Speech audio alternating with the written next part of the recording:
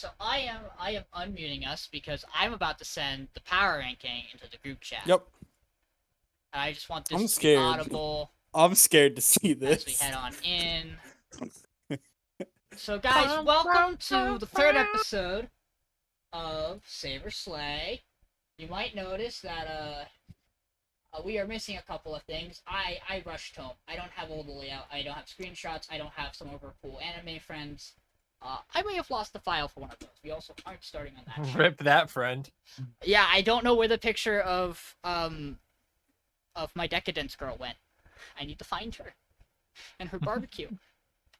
So welcome guys to episode 3. If you missed Wednesday night, you missed a night. That VOD's up on Twitch. I really recommend checking out a bit of it because there are some opinions on that side of the podcast. Enough so that similarly to how Peach Boy was tied with Battle Game, Cheat Pharmacist was tied with Vanitas. Battle Game wasn't even up for contention. Mother Goddess's Dormitory, an ecchi show that literally had the group chat in shambles the week before, had It was wonderful. had literally the biggest critique of it, pivot his thoughts and go, you know what, no, this is a funny meme, let's keep it around. It's amazing what watching both episodes of the show you're supposed to watch does. And y'all have a back arrow. And to top it, I know, and to top it off, we might not have all 5 of everybody there on this again this week. It's truly the best, well-structured version of this podcast I've ever hosted. Group one, by the way. I will say, holy shit, a fun fact, I'm back from vacation quick, and I need to highlight the He's My King's t-shirt that all 4 of us bought on vacation together and then wore and took a group photo of. Speaking of t-shirts, I won a free giveaway for a Team Ambition shirt, which is one of the league teams I play on, so I'll be getting that in the mail in a week and a half. Let's go. Nice. Let's go. Free is my favorite prize. I want to say, do we want to just jump in the shows and do what we're watching at the end of the episode, or do you want to quick blitz through what we've been watching? I don't have much that I've been watching or playing. I've been playing a fuck ton of Breath of the Wild. I kicked back up playing that too a while ago. My problem is my left Joy-Con, and my left Joy-Con only has Joy-Con drift. It's really bad. There's a whole thing called a Pro Controller that doesn't have Joy-Cons, so it doesn't drift as bad. But I like handheld. Yeah, Pro Controllers. I like handheld. It's nice. Yeah, Pro Controllers. Imagine playing fucking handheld. I don't have my Pro Controller on me. It's in my bag, because again, I've just unpacked. Have you been watching anything, Daj? Yeah, all the podcast stuff. Good. Outside of that, are you watching I watched the not on Weekly podcast? Boruto. I watched a lot of YouTube lately. The new Giguk video or Best Friend? Bro, I watched the new Giguk video. I haven't watched it yet. Oh my god, dude. Wait, Mason, did you see it or no? No, I haven't yet. Oh my god, Dodge, we're saving it on the watch that when we're done with this episode, because it's so good. It's so good. It's just I haven't gotten to it yet. Understandable. What's crazy because he only saw one episode of Vanitas. You gotta remember. Oh, no. It's great. It's wonderful. Michael, have you been watching stuff? I haven't really watched much. Yesterday, at one point, I watched the first episode of Ida Ten Deities, No Only Peace. I need to watch it. It's a fun time. The general premise is there's a bunch of gods that protect the world, and a bunch of them sacrificed themselves 800 years ago to seal away the demons. But because the demons were sealed away, the rest of the gods are bitches now. Except for like one of them, and like the one that she's been training. So demons come back, problems ensue. Fun. It's a really good art style. Like it has that kind of hand-drawn feel, like Sunny Boy does, looking like Dragon Ball Z kind of, where it's just ridiculous, balls to the wall, crazy shit. And the general power set of Anita 10 is that they're really fast. Good. Other than that, I bought Call of Duty Black Ops 3 at some point over this past week. I've heard Zombies is really good in that. I've actually heard Zombies is really good. I literally bought it so I could play Zombies. I haven't played Zombies a lot. They removed the campaign and just have multiplayer and Zombies now, basically. They do have campaign in that game. It's just not good. It's pretty bad. Black Ops 3 has a campaign. Black There's Ops. a reason. Black There's Ops a reason 4 you is didn't know it did. There is no campaign in Black Ops 3. Black 3's campaign's not good.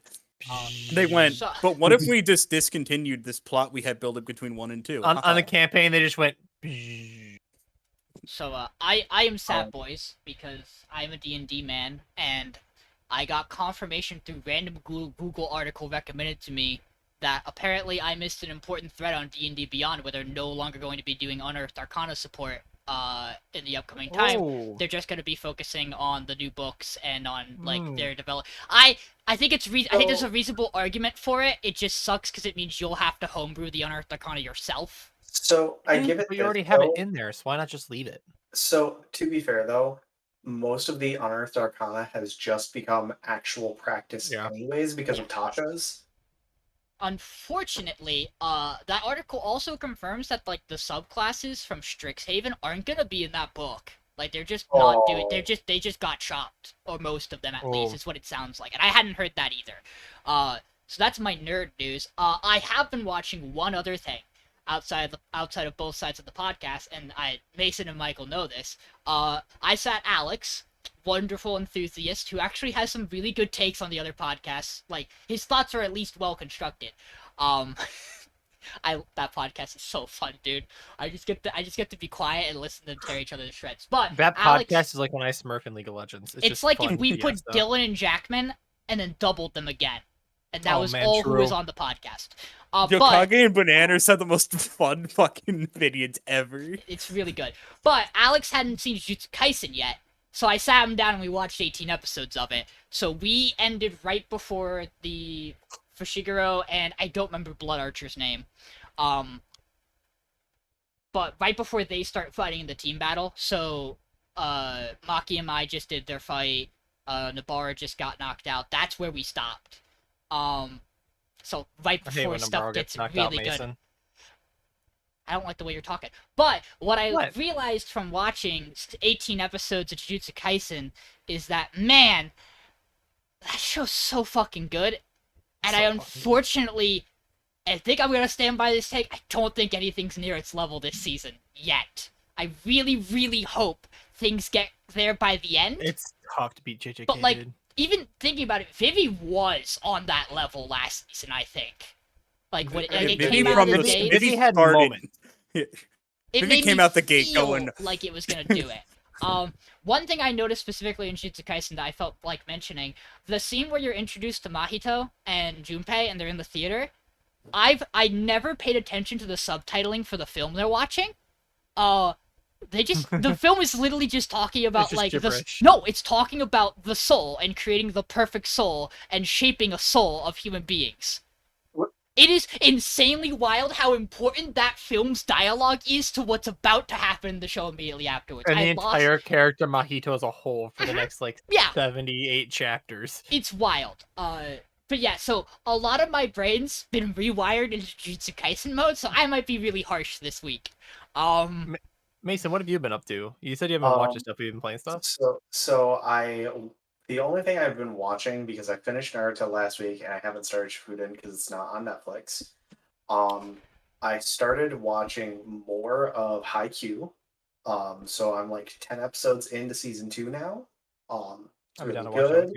Haikyuu's good. Suki finally got his come to Jesus moment, and I'm happy about it because he's not as much of a douchebag anymore. He's an asshole to the main characters now, but not the rest of the team. He's my favorite character. I don't know what that says about me or him. That makes me worried for you, Sean.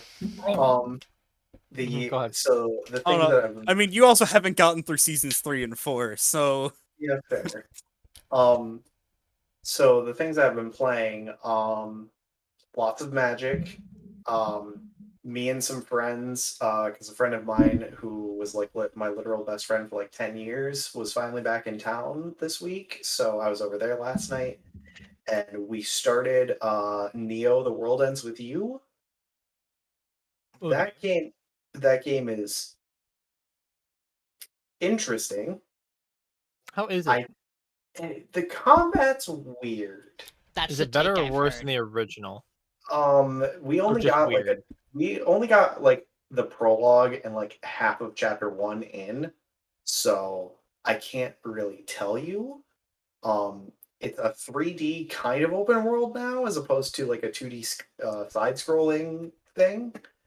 But it's like it's really cool. You can tell it's a Nomura game. I can tell you that right now. And then the also plot's incoherent. it's not incoherent, but it's also a like plot. it's a JRPG, so it's going to be incoherent for a bit. Also, I bought a game today that I played for like an hour called Cruelty Squad, and hold on. The best way I can describe it is it looks like if someone on acid threw up into a video game and then also mixed it with Deus Ex.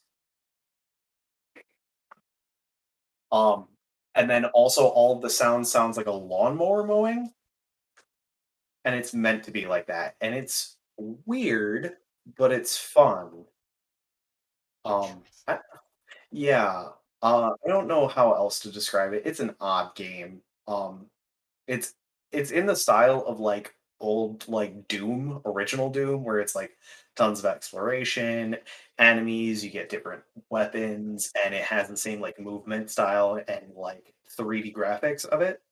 So it's neat. But that's about it. All I've really been doing. And 14. I didn't get to mention that yesterday I turned or like 2 days ago, I turned on new Pokemon Snap to learn that the free update had come out. So Oh, there's 3 new areas, at least. It's a There lot. might be a from what I fourth that I heard. haven't gotten to yet. It's not a ton, but it's new areas, so it's fun. And it's free. This podcast Yeah. likes things that are free. yeah, true. Talking about free, easiest win of the week for best show. Power ranking wise, Vanitas crushes it. Only consistent thing on the power ranking, Vanitas at first place. It's Yeah, our the only first show to the talk only about. bad thing about the show is we were watching it as a group, and I bit my tongue while watching it, and I bit it in the back. Yeah, he so bit it's like been the back killing of me his Oh. all tongue. I forgot about fucking that. week. It's I been so painful all week to talk, to eat, and I have to do this So sorry. podcast. I have to shot call for 2 different League of Legends teams. It's miserable. It's just pain. I will say the downside for me is that I watched this in a car with a window open in front of me, so my audio was not very great in terms of, and on mobile. So I'm gonna rewatch this episode hands down and probably be Hey. a lot higher on it than I am already. But I still think At least it's it was the best. this episode, not the other episode. You had to watch with people around. Yeah, I still think this is the best show this week and the best show all around right now. Mason, it's your show. Why am I talking about it? Yeah, I was about to say. Yeah, so Gotta fight you. you know you're in for a time and a half when the episode starts on a viewer discretion advised screen in a fucking anime? Now this is because it's You- children, right? That's like because I watched it and I Yeah. didn't think there was any real reason it needed to be over besides the fact that this is kids who are watching this episode. I thought Yeah. someone's getting like illegal done or something. Yeah. Yeah, we were real scared It of him. I was scares you. like, Oh, it fucking don't scares do you. this. Yeah. I thought it was either gonna be the diddler or a lot more gore than what we got. hmm Yeah. So there are a couple things that I thought were interesting. So we get a lot of backstory into Noe and Domi. That's like all this episode is. So we learn a few things. Noe was raised by humans up until he was like 8 or something. Which I'm sure that didn't have a lot of effects on his childhood. Also, their grandpa is basically like an evil scientist who is kind of just in on chaos theory, is what it seems like, where he's just like, Chaos. hey man, if you want to go off and become a curse bearer, by all means. I just want to see what happens, and then I'll kill you. In front of your best friend, as It's- you're sucking his blood. It checks, right, Yeah. though, because we know he's obsessed with the Book of Vanitas, so it makes sense he's obsessed with the Curse Bearers, too. So Oh no, I see the title of the GIF you sent, Michael. I didn't even have to look at the GIF. I know I exactly don't what you're even know. I talking don't even know what the title is. Chaos. It was Final Fantasy Origin Strangers in Paradise, and I said Chaos earlier, so I know what it is. Um, but one thing I did notice that I thought was an interesting cut was at the beginning when Noe is fighting with the Charlatan Parade, and when they like get into his head, there's a point where it morphs into being from the like amorphous blob that it's been into a woman, and I'm very confused about that, but I'm interested. I don't. So here's the thing, right? I think it's meant to kind of, unless you mean before it, I think at some point it's meant to kind of take Louis' shape, because Louis is kind of effeminate, right? Yeah, I Because guess. I'm be real with you, I thought Dami was Louis the entire time until we hit this episode in terms of flashbacks, Yeah, which I is why the agree. character was a That's the little point. shocking to me, and I know it does that really well. It's why this episode was really shocking to me, and Dami's character was very shocking to me too when we met her, because it didn't line up. I was like, this doesn't check with what I know, and now everything makes perfect sense. Yeah, turns out trauma. That's it. That's all you need. Just trauma. So now I'm curious what's going to happen when we almost assuredly eventually meet Louis in current day as opposed to like back then. And I just want to know how fucked up he is now. I think he's dead. Yeah, isn't Louis super fucking dead? Yeah, didn't Louis think the friend, so. right? Yeah. Isn't Sorry, not Louis the Louis. one who's Sorry, I was not gonna Louis. say Louis Sorry, got not capped, Louis. bro. Sorry. I have in my Grandfather. notes. Yeah, grandfather. I have in my notes at the beginning because I kind Okay. of just do stream consciousness notes. Inspector Gadget. But yeah, I'm excited to see what the master is like once There's once no, he shows up. there's no way he's a good guy. So I mean, they never showed us his eyes to begin with in any scene. He screams D Grayman, and there's another show that never shows eyes for its villains. That like, I'm trying to think of which one it is off the top of my head that I'm thinking of, but I'm blanking now. There's a lot of shows that do that, but Yeah, D Grayman again. I probably love this show just because it's connecting me to that show. And I need to go back and yeah, watch it. exactly. I need to go back and watch that show too and give that one a second chance. By far the thing that hurts me the most this episode is the scene where Nori is crying and then just Dami brings in the box and it's like, this is from Louis, and it's just stinks. Oh, Yeah. Just dang. plain Dami stinks. didn't know. Dami's like, this was supposed to be a gift for you when if Louis was to die. And like, Louis. and this explains why Dami's like, yeah, I know you're fucked up about the curse bearers. I'm sorry. Bite my neck. Have my blood. Be happy. And now we know what. And now we know what happens when he bites into her neck. He just sees them happy because she just thinks of him, and that's adorable. Oh man, that's so sad, dude. Fuck, dude. Ah. Oh my god, this Yeah, show. that's what- really good. This show's backstory done right? Like Yeah, no, it's a lot of times I don't like the introspective backstories, but like when you actually go in and flesh it out and it's actually quality content, then it's actually really good. And in this case, it's really fucking heavy. And don't worry, even in main time, our boy Vanitas is here to save him just in time as he's starting to lose his mind at the end of the episode. MVP. I mean, so this show also makes me very much feel like I understand now why we opened with why we closed the first episode with the "I'm going to kill Vanitas" line, because Yeah. it makes a lot of sense that once you're done with Charge and Parade, you kill Vanitas and stop the curse, because we know it can Yeah. spread it, right? So Yeah. it Well, makes you sense. kill the book ideally, but You might have to kill him too. We're not entirely sure how Yeah, that the idea how is his that blood he's works. directly tied to it. Like to or me, I something can to see it. I can see a pathway now where we get to no, we should kill Vanitas besides him being a massive asshole and Vanitas deserving the fact that he should probably die at the end of the show, based on how we're going. Yeah. yeah, I mean, we'll see. It's just this show's so all over the place, but it's really good in a good way, right? It's just so much shit to like digest in every episode. This one was pretty straightforward though. It wasn't as like off the rails, which is the weird thing. Like this felt just like a complete little backstory. Yeah, just a dead friend. It happens. I was worried at I enjoy first. I enjoy how I enjoy having the power ranking me, Dodge, and Mason all of the same 4 shows in our top 4, Yeah, don't worry Yeah. about and it. it's just one. It's like a single swap in Dodge. I'll talk about mine later. Yeah, I think Remake Sunny Boy is an interesting discussion that we'll get to. Oh, I could have had us absolutely have a think Sunny perfect Boy's an first two. interesting discussion that we can get to later. Baseball.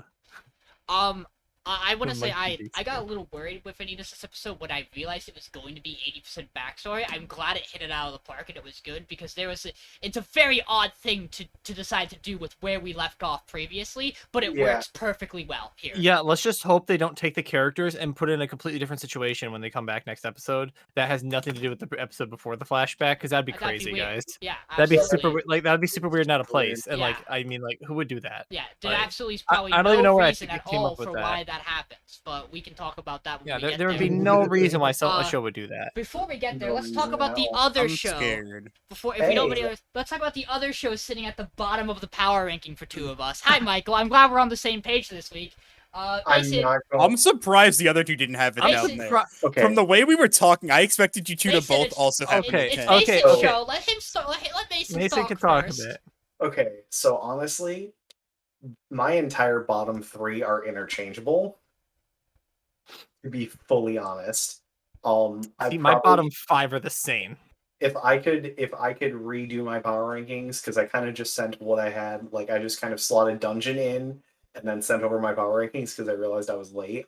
But like, if I could redo it, I'd probably put Remade above Detective and then Peach Boy keep it at the same.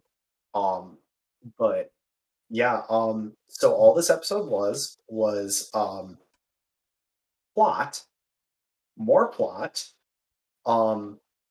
Rob Lucci. insert Fubi for Fubi Ex Machina.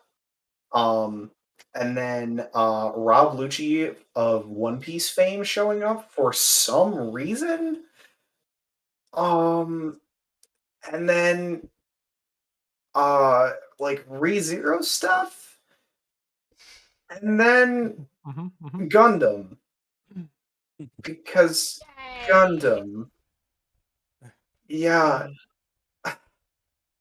No, you're right. Honestly, if I could do my power rankings, Peach Boy is above this. Now, the more that I'm thinking about it.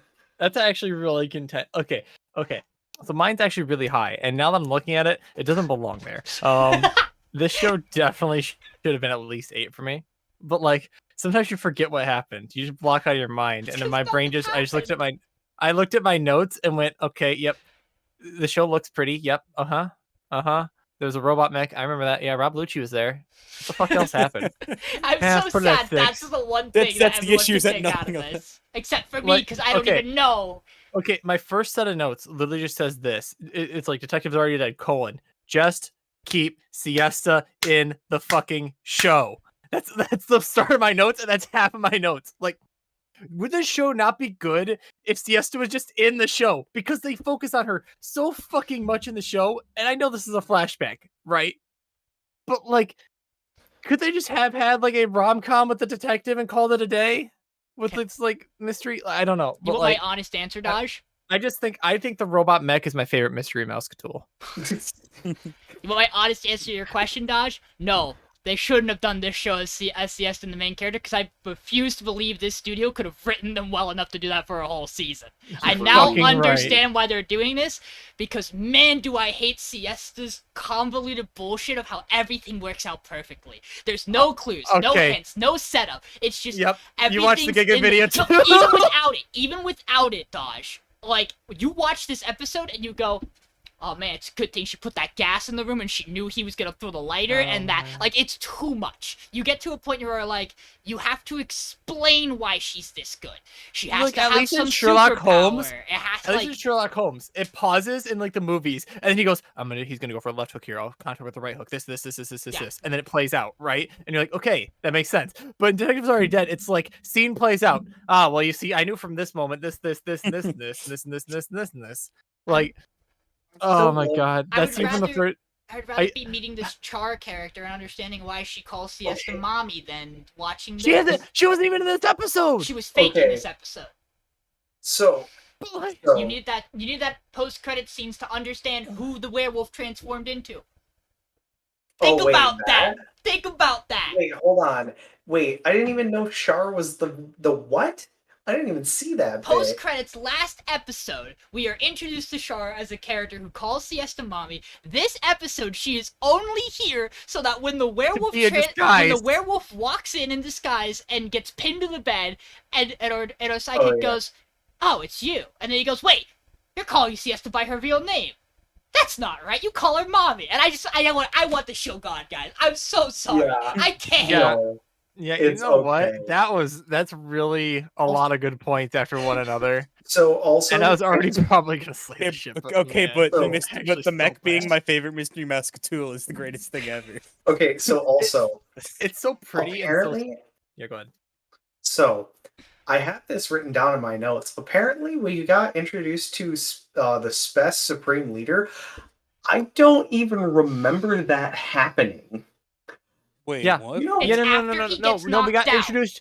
We got introduced to the subordinate who talks about the main leader. No, she calls herself a supreme leader, and then she Oh, has that's there's right. a character above her called Father. Why is this show every show combined? I know. And we know Why at some did point they they're gonna take work with. Kokishi they're from gonna work with V3 her and to slap take down a female Father. model on him? I And some- legitimately. And we already know somehow.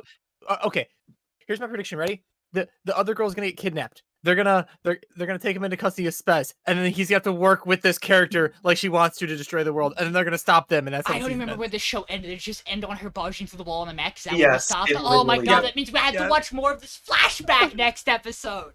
Mason, If what we were you gonna watched it- say? I was just Sorry.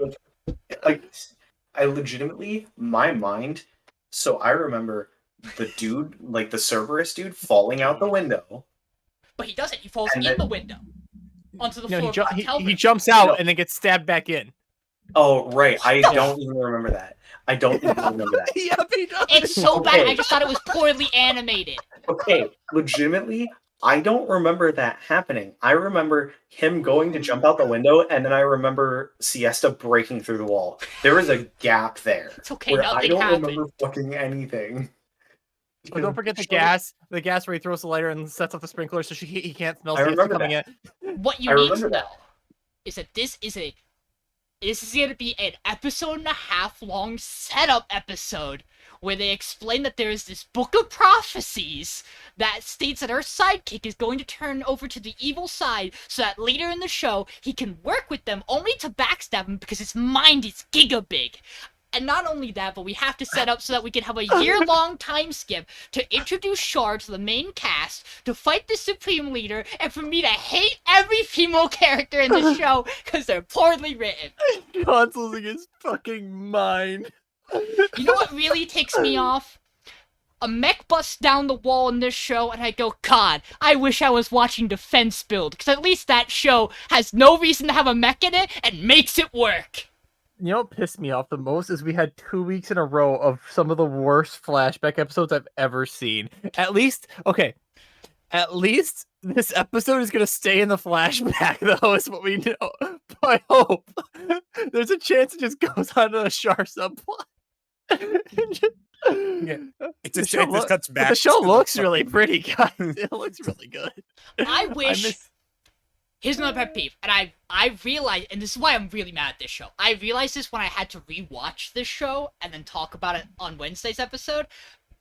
What beautiful, stunning, amazing animation we get in episode 1, only to good. never see anything touch Oh, I the know. same level again. Oh, the fight scene was so good in that episode. And then they're like, Yeah. well, we're just going to solve all the Pisses me problems off. without it. We're going to solve all our problems with Talk No Jutsu. And They don't even solve half the problems. They legitimately So- don't. I also want to lay this on the table in case we never watch the show again and someone on this podcast decides to finish it, or I have to finish it on the other side. Okay, so we have New Girl with Siesta's heart. That's important. We have Idol with the eye. We have Bat with the ear. We have Cerberus with the nose. So Char, it's her entire body. She's just an artificial human being. It's the only way she can be that old and call Siesta a mother. On top of that, Siesta's heart's important, because Siesta's heart's the thing that makes her mind go super fucking fast and be a god amazing detective. It just 'Cause that's hasn't how hearts kicked in work. yet. I see no other reason this makes sense. That's No, the Sean. Her head is just the Zero X arm. It's the brain X arm from X Arm. taking you from this call. Michael, do you have things to say about this show? Did you guys know the detective's It already looked dead, by the way? pretty. No, I was just sitting there thinking this entire time and contemplating the logistics of a show / webcomic where it's like this, where you get the first episode where they go, and she's already dead, and then it's just a random amount of episodes, and then she dies. Like imagine the show just ended at episode like 9, because she's dead. That'd be actually so much better if it Like like that the means entire like, show was like a just flashback. imagine a series where you don't know, like you know a character's gonna die, but you don't know how long it's gonna be. You know what? Or Show they like- could just die. Or like they say in a And it year, ends. but they don't tell you like the timetable. They just give like brief hints, like you see the seasons changing outside, kind of thing. Like, Imagine if Jujutsu Kaisen just ended with Itadori's heart gets ripped out. Yeah, just imagine. Another- Chidori's dead. Oh no, the show that really should have done that, Michael, Babylon. As soon as it stopped airing episode 7, it should have just killed the character, just been done with it, sealed it away, locked it away forever. Imagine if Evangelion just ended. Just before the imagine last if 3 Babylon episodes. 7 didn't end with the scene we got, and it ended with Him getting cut up and murdered into tiny pieces. Yes, please. like with the way with that raid going wrong. Just imagine everyone there died, including him. Yeah, the Boom, more we talk show's about the over. show, the more I realize it's just actually hot dog shit that looks really nice. Do we, But do we you want polish a turd and it's still a turd. do we want to move on to something that I think is a nice refreshing? He needs the roll. He needs the roll now. He said the line. A polished turd is still a turd. Yeah, he needs turd polisher. I'm not polishing the turd. I'm not saying it's good. I'm gonna give anyone on the other podcast who likes this show that role. Understandable. Have a nice day. Oh man, No, yeah, this show we- should have been we- 9 on my list. I still think Peach Boy was worse this week, and we'll get to that for various reasons that we've already hinted at. So, Better than other shows have hinted. However, Okay. yeah, this should have been at Michael. least 9. are we gonna move on, or do we have stuff we want to say still? Oh, it's my show next time. Michael, It is. in my opinion, rising star of the week. Yeah. And that seems Yeah. to be consistent across most of our lists. Dodge was a little lenient with it, but as we know, You would have won. yeah, naturally. I mean, sure, it's better than Peach Boy for you. Oh boy, that's an impressive feat. Okay, it's better than Ah, Detective 2. I accept Good. that Yeah, now. I know. Michael, talk about what the fuck Dungeon of the Black Company did this Well, week. Sean, fix the So you know the thing I made a screen. joke about last week where they isekai'd the again? names on the other screen. Oh, I will. They did. Okay. They isekai'd. Technically. They isekai'd into the future. And when they did it, like when they're like, I'm like, oh, they isekai'd again to like a futuristic kind of place where there's like cool technology. I'm like, that's kind of cool. I called it. And then they go, oh, this evil corporation. And I see the silhouette and I go, oh, that was just the president of their company. So this is just their world in the future. Capitalism. This episode was just really fun. Dude, the scene with as soon as you see the silhouette of General Ant, I'm like, it's Ant A, it's Ant A, and it know. feels so This good. entire It's Ant episode was A. just. I was like, This there's no showed way. exactly what makes our main character fun to watch. He was I hate just him, but so he's good so this fun to episode. watch. Okay. He's wonderful. There is exactly one thing I didn't enjoy in this show or in this episode, but also I can see why it happened now. And it was the dick grab. Yeah, I rewind that scene to replay it.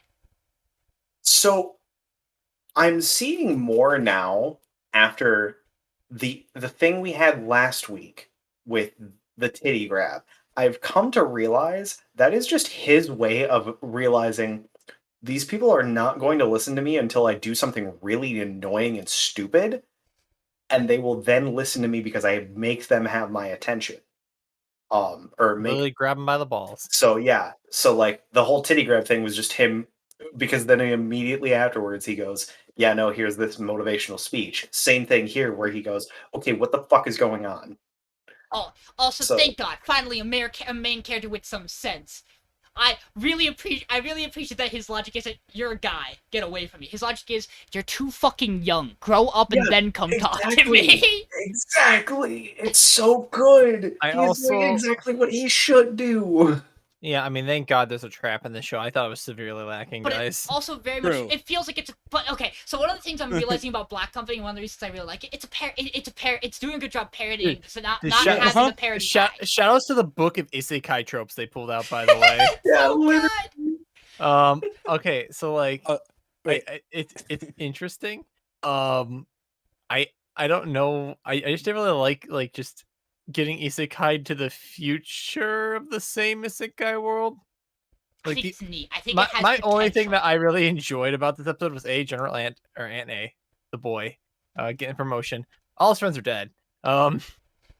But also We don't know that. I feel like my favorite thing about these episodes is just watching Rin just eat things because it's funny.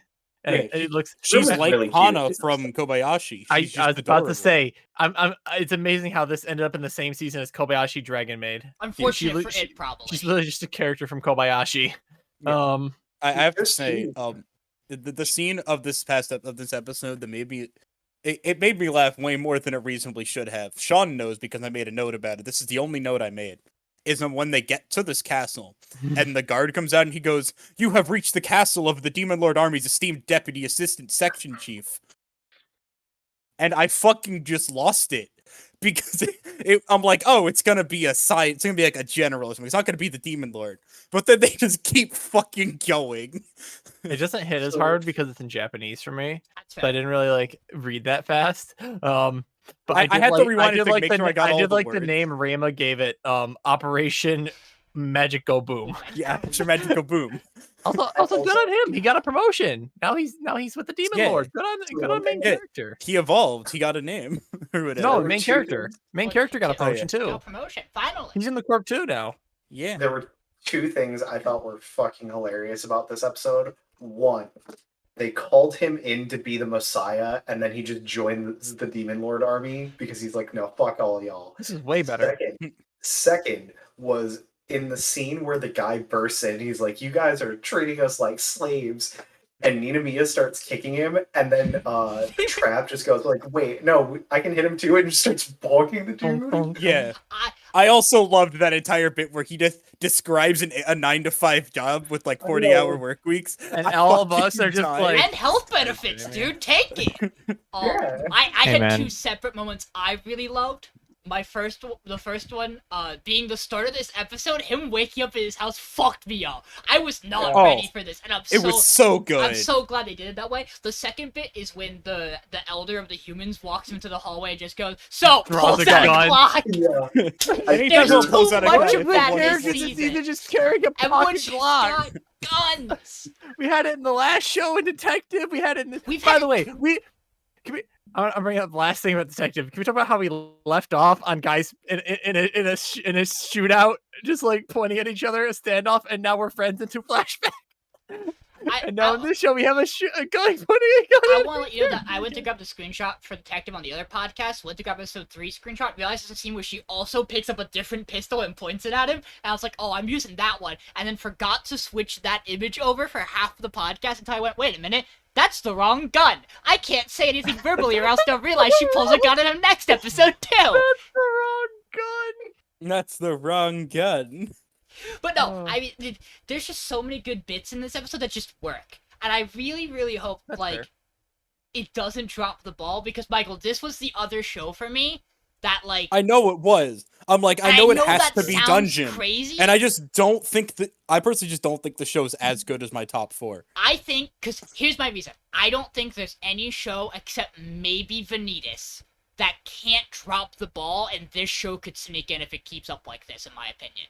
I think that's totally possible. Yeah. I have another show that I kind of also think can't drop the ball. I think it's in a really good spot, but we'll get there. Also, when the we get reason there. this is below Remain on my list is that I wasn't sure what the general consensus was going to be, and I feel like a dick for putting 2 of my own shows in top 5. Yeah, I didn't 'Cause- want to like. Because I don't think this was great. This was like super amazing. Because I do still think the show has had issues in earlier episodes. I don't want to feel like a dick for putting it above Remain. Is why I put it below Remain. I will talk. But like, I do definitely think it was a better episode than The more we Remain. talk about it, I think it was actually good. I think my bias just comes from I watched it today, and whereas I Mhm. watched like we watched it in groups, and the problem is the first group of shows you watch is going to be outstanding every week because that group has Vanitas, Remake, Realist Hero, and Girlfriend, so you're going to be in for a good time. Yeah, it also And then has the Remain and Peach Boy. And then the They're out. mid group. You can watch. No, them. in the mid we didn't watch it the same day. That's You convenient. could, though.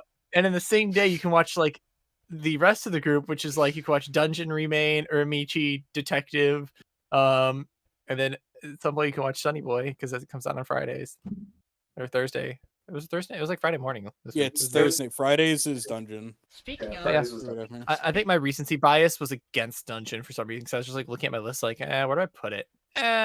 Like it was crazy because originally I probably was gonna swap Dungeon and Detective, but then I went, they do so many different, like they're so oddly different that like Detective just looks pretty and it's my keep around for the meme show to a degree for this week, just because I want to see what ludicrous shit they can do with this, but at the same time, it's fucking hot dog shit, and this show is actually not as dog shit anymore. I want to say that this week for me, outside of a handful of shows, was very like it's probably like only 3 or 4 shows for me. Was very okay.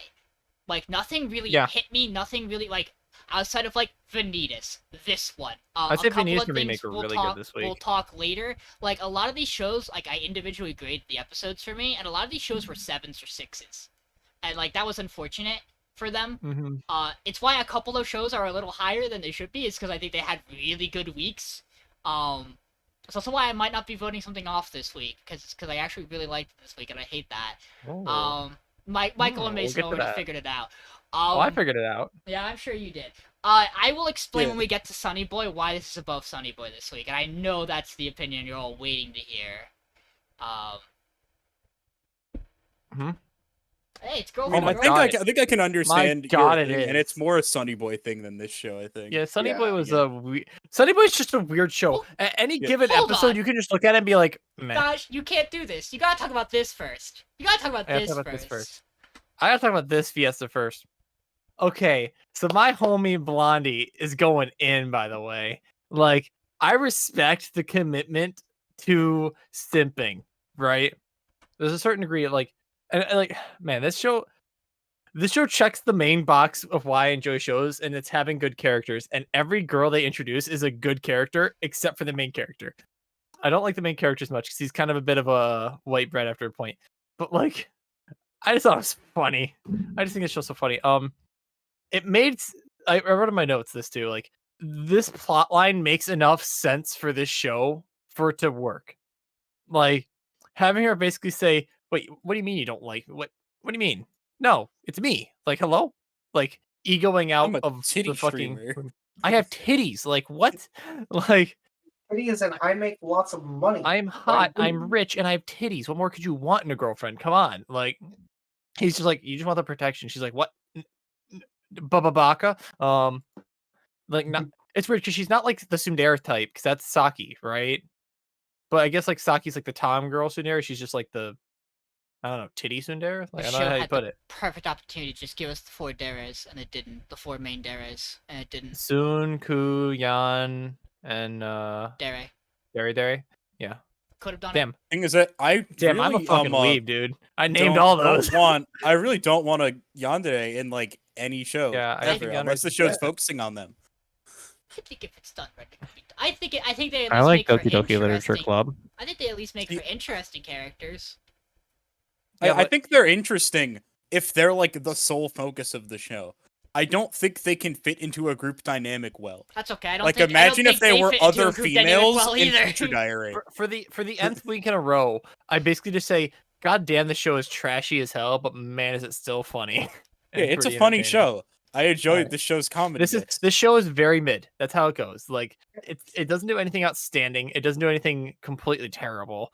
But for like a trashy harem show that identifies itself as a harem show about cheating, basically, or about polygamy. It's not even cheating as much as the polygamy is now, right? If you 'Cause want it to seems hear like- about the logistics of how this represents polygamy, watch the other podcast talk about this show. Alex has Oh, fun man. with this one. This is the show I like to call How I Met Your Mothers. Well, actually, no, that's a different show. We'll get to later. True. All right, what do you guys think about Girlfriend? Um, Who's the best girl so far? That's the I real mean, question. Nagisa, hands down. And that's, Nagisa. that's White like a hair, huge obviously. problem. Well, yeah, when she gets here, but For now, Nagisa. Nagisa. I don't know. So- I'm not a fan of Nagisa. Nagisa's just kind of boring. so they're all boring though. At least she's a good I don't know. person. My opinion, Nagisa's the most like one note for me. She's just nice. She's just Fair. like the super sweet That's one not who's true. a She's dumbass. also bad at video games. But they're all one note. That's the problem. So I don't know. Mason, talk The thing- first, please. The main things that I have for this week are just the joke that I made of this isn't a beach, this is a bathtub. Yeah, I forgot about That that. that is funnier than anything this show has said, Mason. This is a bathtub. So a couple of things. The fact that also her titty streamer name is Milka. I didn't As notice that. in It's actually Mommy pretty Milka. good. That's actually pretty good. Oh, she That's knows like- exactly what she's doing on those videos too. They showed that as well. Oh Yeah. She does it but- intentionally, and it's wonderful. So I give her that. Like she Something. commits to the bit. I give her that. Yeah. And then also like so she follows them to find out where they live.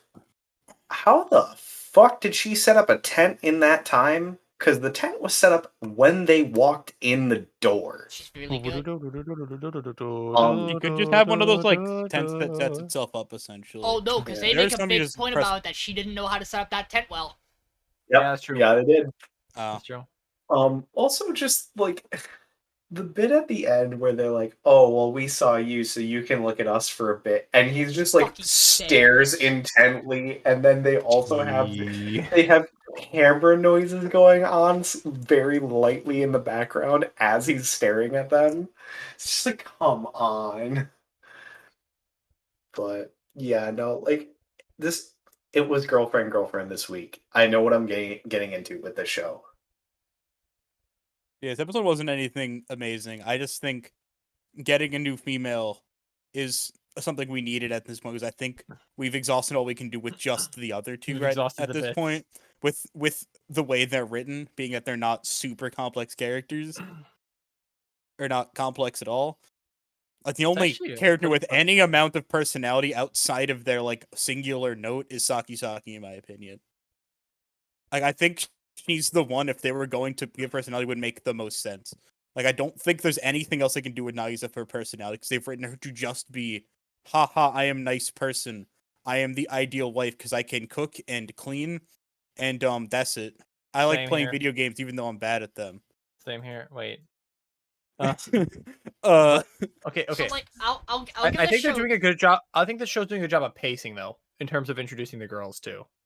I think that's a good point you make because like, I think it's keeping it like fresh enough for now, if that makes sense, right? Because there's only so much you can do with these types of shows. So sorry I interrupted you, Sean, No, it's but fine. I think that there's actually an aspect of this show I kind of like that is the one thing I kind of like that isn't talked about is that while I do think these girls are one note, they're one note in a bunch of different ways. And one of the things they all like do in one very particular way is how they're obsessed with the main character. Like Nagisa's incredibly devoted, obsessed. Saki is like childhood Possessive. friend, young like, loving, possessed. Yeah. young loving, Uh, obsessed. or new character is egotistically obsessed with him because she All in wants love to with me, prove obsessed. something, right? So, like, my biggest problem though is I don't like these characters and I don't find the show funny. And for me, and so That's there's no reason for me to be watching the show. I want it gone. Yeah. That's No, that's fair. just where I sit on it. I personally do really wish I like you guys say you feel they've exhausted everything about these characters. I don't think they've gone anywhere near far enough with these characters. I would have liked to have seen a little more of the two girls we had before they went. Have a third one, who the show has done a very great job of setting up the. Everyone's actually saying no to this. Really, really happy that it didn't go. Noya says Immediately no, yes. and the girls go, well, actually, why not? Because I would have flipped my shit, and this show would be the bottom of the barrel. I will say too that's I think they handled the introduction of the third girl super well so far. That like, bitch has to work to get inside at this point, like to get in the house. Like she's just still sitting outside. I'm not gonna be happy if they bring her in. Like, I don't know. He makes such good, compelling points for the first time in his entire character here. That like, to bring her in eventually, if they do, it's kind of betraying the other two. I kind of hope she's just a hover character. I kind of hope it's girlfriend and not girlfriend, because we're actually just keeping it a three-way. I don't know. I'm kind of interested in the I know Amelia it's character. not gonna happen like that, but I think it's gonna feel disingenuous and bad for me when they bring her in, because I can't see a good way to do it. So the one thing I like about this character's introduction is that it works as a good segue to introduce the fourth girl. Because say she walks by Saki's house, and she sees a tent outside the other house and goes, why the fuck is there a tent there? That's too quick. Then Saki needs to explain it. That's too smart. That's way too intelligent. No, but if the joke is that she sits in that tent all the time and she's not actually ever allowed in the house, the tent will just be there. I mean, that would be Saki and this other girl are like best friends from what we've seen. I mean, Saki's house is also next door, so I imagine at some point she goes to Saki's house to give her something, and then goes and sees the tent and next goes door. I mean, I don't even think you need the tent. I just think at some point your best friend goes, "Hi, you weren't at school today. I've come to deliver your homework. Why are you living in this guy's house?" No, but she knows they're dating. Sure. She might question why they've pushed it that far, but that's whatever. It's more that I think she'll notice the tent and be like, why is there a tent outside? Then Saki's gonna give an answer. He'll give a different answer, and then they'll be even more. And then she'll be very confused. Sorry, I saw the most cursed thing on my timeline, and now Mason has to see it. John, I guarantee you can legitimately see the exact moment that I saw I did. that on stream. You might have noticed I reached down to pick up my phone to check it on my phone about what on earth that was, but. Oh, do you want to take a look at it? Oh, sure. Let's all see it. let's all see no one say anything about it. I saw this on the timeline. Now you all must suffer too. Did you see I'm gonna give the viewers a little bit of context. Did you see the tweet where someone tagged the lead singer of Paramore, and they were like, "Thank God she can't see this because she was on a break from Twitter." Yeah. And then she was like, "What the fuck is this? I have no idea." Someone explain. I have no idea what this is. Shouts to @TelepTurtle, who does a lot of animation content on Twitter. And I don't know why it's a thing, but it's terrible. We're moving on. Back to the podcast. Why do you have all of them? I hate you. You have so many. I think they're funny. Yeah, I can understand. I can understand why you guys like girlfriend. To me, it's just. To me, it's just like low energy Rent-A-Girlfriend. If Rent-A-Girlfriend decided it didn't want to have a plot, and in all honesty, I probably would have liked Rent-A-Girlfriend if it was like. What do you mean? Rent-A-Girlfriend doesn't have a plot. Oh, it tries though. Does it? Oh, unfortunately. Hang on, let me check the thing real quick. Hang on. I'm like, wait, he's reading the manga. I think he's the one who knows. Checking. Yeah, we're only coming up on 200 chapters, and tell me anything about it. Yeah. I want to avoid anything else. What? You know what I'll tell you? Nothing's fucking changed. Hey Mason, realist hero. Yeah. Let's talk about polygamy done political. Yeah. I'm so the only one who doesn't have it in 3. Okay, so this was a good episode. More of the food thing, where they're like, "Hey, let's teach people how to make good food that's cheap." And the best way, making the literal cheapest food, they're making ramen today. So also something I noticed while watching Realist Hero was Kimmy from Detective and Soma look the exact fucking same, and I don't know how it took me 5 episodes to notice this. True. We also have the "Hey, advisor's leaving," and not just kidding, he knows too much. Also, we got like an actual battle scene this episode, which was really nice because like we were kind of starving for action for this series, and we got like a taste of it, and it was really good. Also, really cool thing, they brought up the weird ass Japanese naming conventions where the last name is where the family name and then given name, as opposed to given name then family name that everywhere else does. I like this part a lot. It was good. Yeah, it was a nice touch because it's like because of the fact that this like country is very clearly modeled after like like a medieval European kingdom. So that's how they do it. That's how most English speaking countries, and no matter how far back you go, they like any Germanic language will do given name, family name. So it's nice that they brought that up. Also, polygamy, because hey, we have to set up the harem at some point, and we're going to do it right this time. Harem to tag, so Right? Harem I is would rather tag. they do it like this than just like. I think this is a really smart way to do it. I think it's the best way to do yeah, it. Bring it up makes this way. sense. It makes sense because polygamy is actually legal in the country, and also because 8 days a week we can have 8 different people. That was a neat. So- That was a neat point. I wasn't. I thought that was cool. This is a Hey neat guys, little we're Will adding Willie 8 episode. girls to simp for him. Spoilers. I mean, maybe in the long run, probably. Or not it's just yet. gonna be 4, and they each get 2 days. I mean, look, Yeah. we know he's getting Dark Elf. We know he's getting Alicia. We know he's getting. I want to call her Juvia, but it's Juna. I was thinking and Julia. I always want to just call her Lorelai, but I know that's just like the thing she Yeah, is. and then there's Yeah. I feel like there's another girl who's he's gonna get the merchant girl for sure, who we've seen Yeah. in the long run. I think the king's gonna die and the wife's gonna. I Come think the down too. blonde I hair think girl, the queen's blonde gonna haired slip night her girl, way in. probably. That we saw in Oh like yeah, episode 1. from the Grand Chaos. Way Empire. back when. Yeah, I I would but be. yeah. I honestly do think the queen's husband's the king's gonna die, and she's like, yeah, I'm gonna marry you now. You're smart. She gives me that energy. I don't know. She's fucking. I mean, she is the actual ascendant to the throne. We found out, And- and the king, Yeah. the Yeah. king actually married into the throne Again, really and cool. chose not to get remarried because out of respect for his wife, which is honestly super Top- sick. I'm top glad tier, they man. talked about that because she seemed like the important one, Yeah. right? And so I think that was really interesting.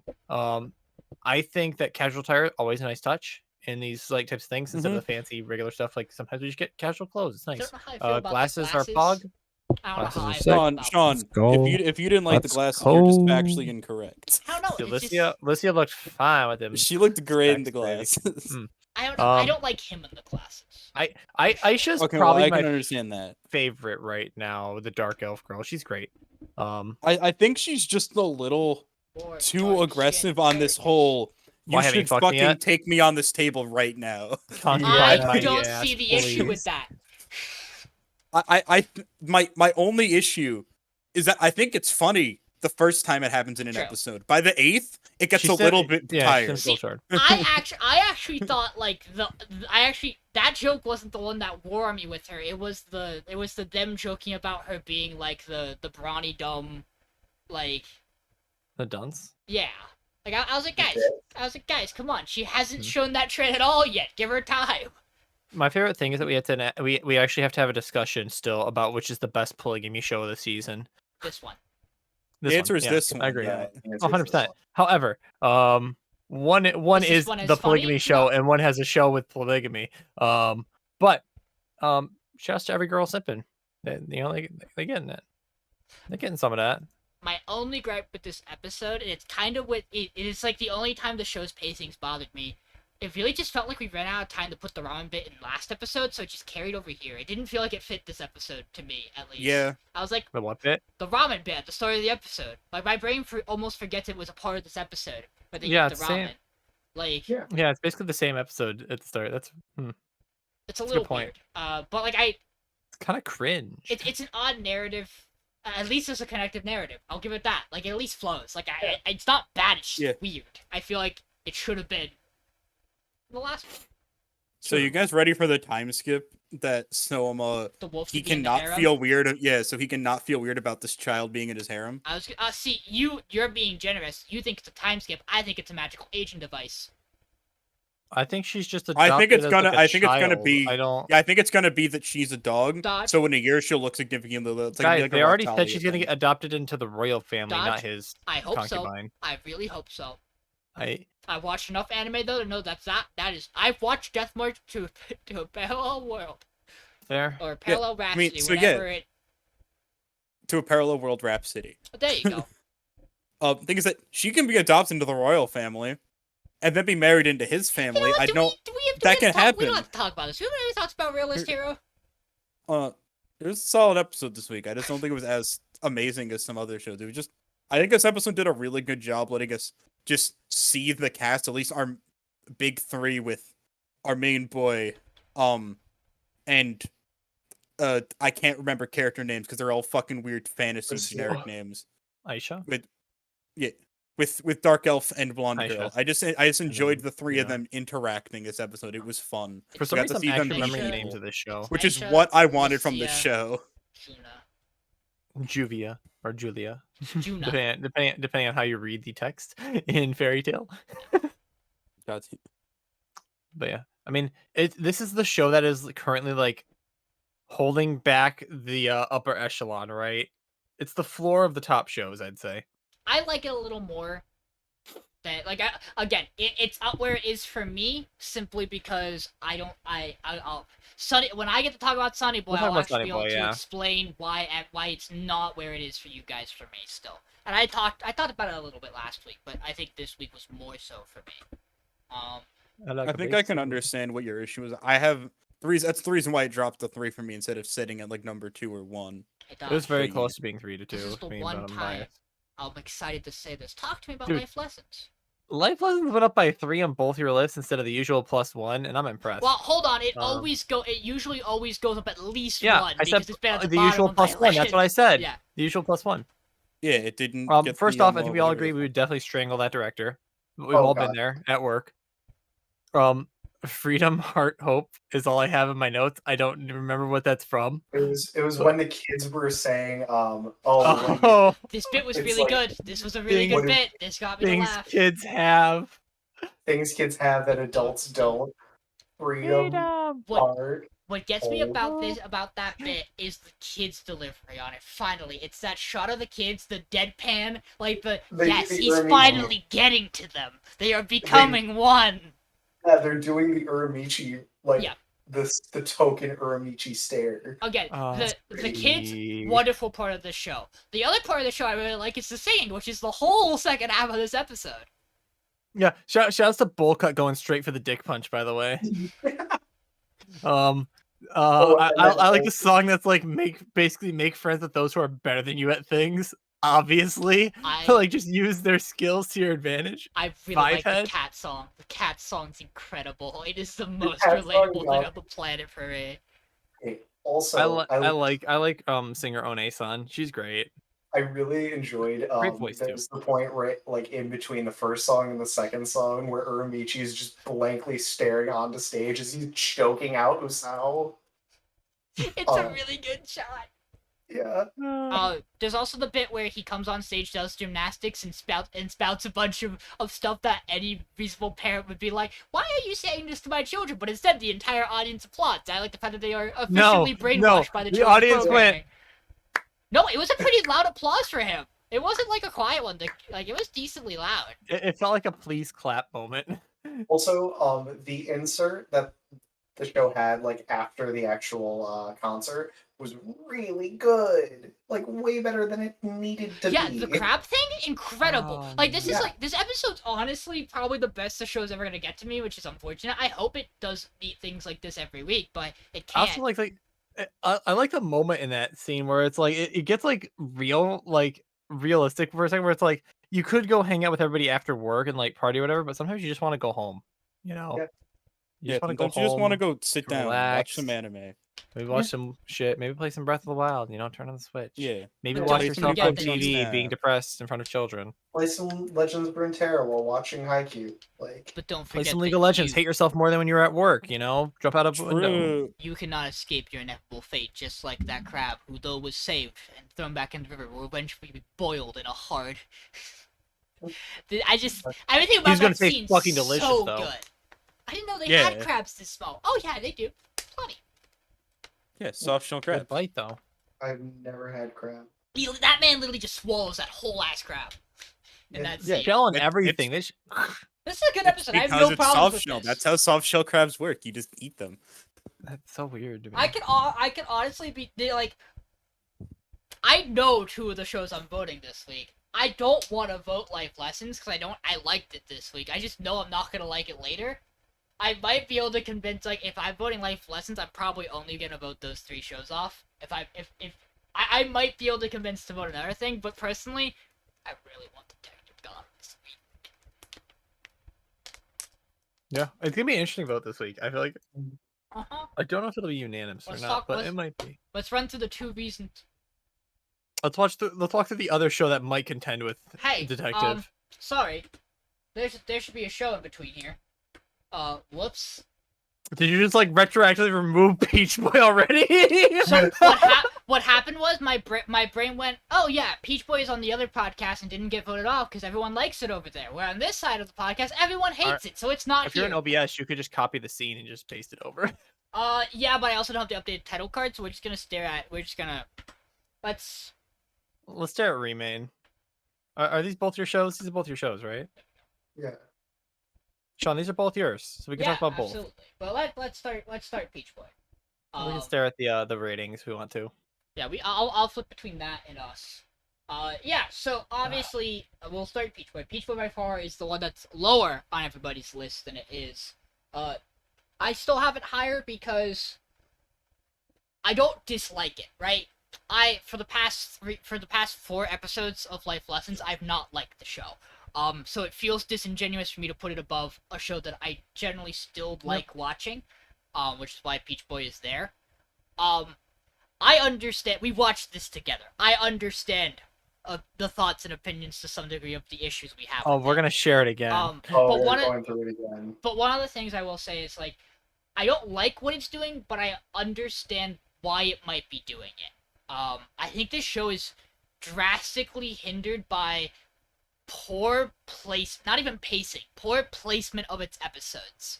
Just give me a fucking narrator to explain what's going on with the episode order. So the first thing I think is that this show decided it wanted to do, okay, end of episode 3, we got a hook for you. And then it went, but we actually can't resolve that hook yet because you won't know why the character is going to make that decision.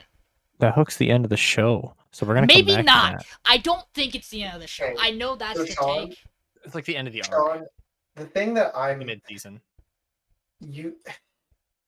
I don't understand your thought process on this because for all 3 weeks now, you've said, but I see where I think it might be going, or I have hopes that it's going to go this way, and I don't get thinking like that It's wondering because which you again. don't do that for other shows. You only do it for Peach Boy. Sean, I like Sean, it. you're doing me with the Wandering Witch. That's what you're doing here. But I also like it. Like, that's the other thing. Like, It's Wandering Witch. There are still shows under it I don't like, and I That's can't fair. see them getting better. Yeah. Whereas, like, for me, like, Peach Boy really, like, I slayed Peach Boy week 1. Let's not forget that. I'm the reason it went to the wheel. Yeah. God, it Yeah, it almost wasn't on week me. 1. And then Holy shit. I realized, oh wait, I actually don't think it should have been on that wheel for one, and I don't think it should go before some other things. Last week was an odd week. I don't know if Aquatope should have gone when it did, in my yeah, neither opinion. do I. I think it still should have, but I don't regret the decision wholeheartedly, but Was Peach Boy on the wheel last week too? it was 3 slates if I on. have if a I dice- would have ah. slayed Peach Boy again last week, it would have been a tie. I don't think I did either. Yeah. But for me, like, again, it's a very valid point, Mason. And again, this is why I'm saying, like, if I don't slay Life Lessons, I might be able to be convinced to slay this. But also, I really want Detective off first. And that's kind of the hard thing for me. But It's a good problem to have that the shows were like enjoyable enough that we're like, I don't mind an extra episode of X, but I really don't want to watch Y, and we're all different on it, as opposed to like in seasons past where we were, hey, we all hate X, Y, and Z. What order do we want them gone in? Yeah. Like, so, like, I have 2 things. The first is, like, this episode, because that's, like, the thing we're talking about. So, like, last episode gives us the connection between Sally and Peach Boy. This episode tries to get you to resonate with the demon side of it, to see that not all demons are, like, horrible, they're victims of circumstances, like, they've gone through their things. Whether or not it's well executed or not, it's a whole nother point. Especially because we haven't had time with Carrot at all to, like, make her feel like this is an episode we should have right now. you talk about how Frau fucking died. I mean, but that by far is, like, the most important and I think interesting That's thing the in this most episode sick is part of giving the me. That's the episode. Once only again, part of this Frau episode I continues- remember. Frau again That's the most continues to redeeming be the part. best part of the show. Yeah, absolutely. Not gonna lie, I completely forgot about the plot line of the vampire and his whole like wife that he accidentally murdered. The only plot line I remembered of this episode was that Frau's a demon or some bullshit. What I I, like Yeah. how he murdered her That's just connected because to the he angels or wanted some to. shenanigans. Like, it's the weirdest thing. Yeah, it was just like, yeah, let's get married. And as they're getting married, just like, oh, yep, whoops. poorly He's- written, he's poorly like, written "Smoochie, vampire character. Stabby. Oh no, Uh-oh. the vampire sees a neck. He must nom. Can we just talk about the fact that they did the tentacle hentai bit for the third goddamn episode in a row? Well, now you forgot have the about that. origin story. It's not the third in a row, but it's the third time they've done it. Third time they've done it. Okay, sorry, we've had We 3 had- It weeks. was the We first. had- The first one happened in the first episode. So it I was believe. 2 in a row now. It's been 2 in a row for sure. Yeah. Yeah. Can we count one good Which- episode for every 3/5 of tentacle hentai episodes? There. By the way, can we just why Compromise?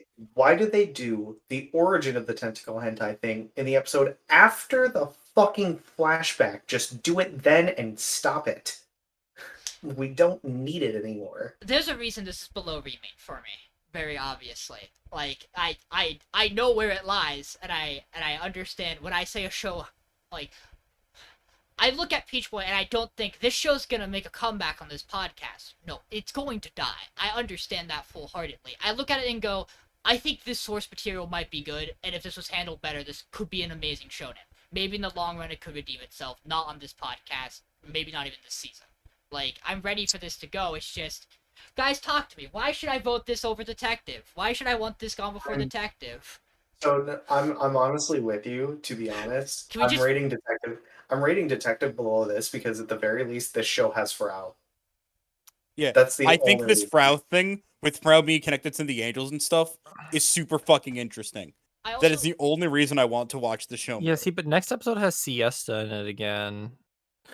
I That's like not a Frau win as a for me. character. I like Frau We as a get more character mystery more mouse than Siesta. Cthulhu's. I want to know all the Mystery Mouse Cthulhu's kids. But like, I also don't just like Frau. I feel like there's our main characters are bad. I like the side characters. I like Frau. I like Sword Dude, who's probably gonna be getting his ass kicked a lot because The he's just. Yeah, plot just I- fucking sucks. I like the mascot Lolly. Like, I legitimately enjoy some of the Onis. I wish I could see what they would be doing right now, but we're not. Like, I don't like that we went choice, flashback, leads up to episode 1, time skip till after episode 2, Ew. but before episode Three. 3 without any kind of like flow to it. Again, Also, if we started episode 3, then went episode 4 with the flashback, then we went episode 1, and then episode 5, I'd be so much happier because it would Yeah. kind of flow. You gotta I kind of just think So hang on, putting it'd be episode like- 3 at 3 took too long to get to that point, so and that hurts the show. they're trying to do the Tarantino approach of telling a story, and it does not work. It Also, doesn't work weekly, at least. it's really funny. some Go finish, Nathan. Sorry. one thing that just really bothered me was that I feel like this bad guy for this villain of the week is just not written well. Yep. Simply because of the bit of so you're traveling with a Peach Boy. I need to kill them now because they are a threat to ogre or to Oni kind. Followed by him going, haha, there's no way you could hurt me. Followed by, wait, why can you hurt me? Here's, This is the sorry. no, I was gonna say, there's another part that I hate about it too. So finish yours, and I'll chime in. Yeah, it's literally just like, how do you go from this is the most dangerous person in existence to my species, followed by, oh, I can beat your ass easy, to why can you hurt me? Like, that is not a coherent, like, thought of a person from a villain. That just doesn't make sense. And I think what hurts so much is I don't think he's meant to be a villain. Like, everything about his overarching character and his placement in this episode feels like he's meant to be the character who makes Carrot go, I don't have to be with Oni kind. I can protect and not make the mistake this guy did, my friends and the humans around me, especially since my power's been curbed. Because he literally looks at her and he's like, and like, before she says it, like, he makes the realization she's traveling with humans. Like, he resonates with her on that regard. He doesn't want to kill her. Like, it's questionable if Frau, like, if he wasn't like, I'm gonna go kill Sally, and Frau was like, no, it's questionable he would even have killed Frau. Like, he's a character who, outside of the fact that for some odd reason he feels compelled to kill a Peach Boy, despite no longer having ties to Onis, because he seems like an outcast. Like, it just, I feel like his entire character's mishandled, and it hurts what the episode, I feel like, probably was striving to do, which is, like, humanize him and Carrot in particular, to make you understand why maybe Sally doesn't want to side with Peach Boy, after seeing an episode of why maybe she does want to side with him. Like, Yeah. there's inklings of good things. It's just not enough. At all.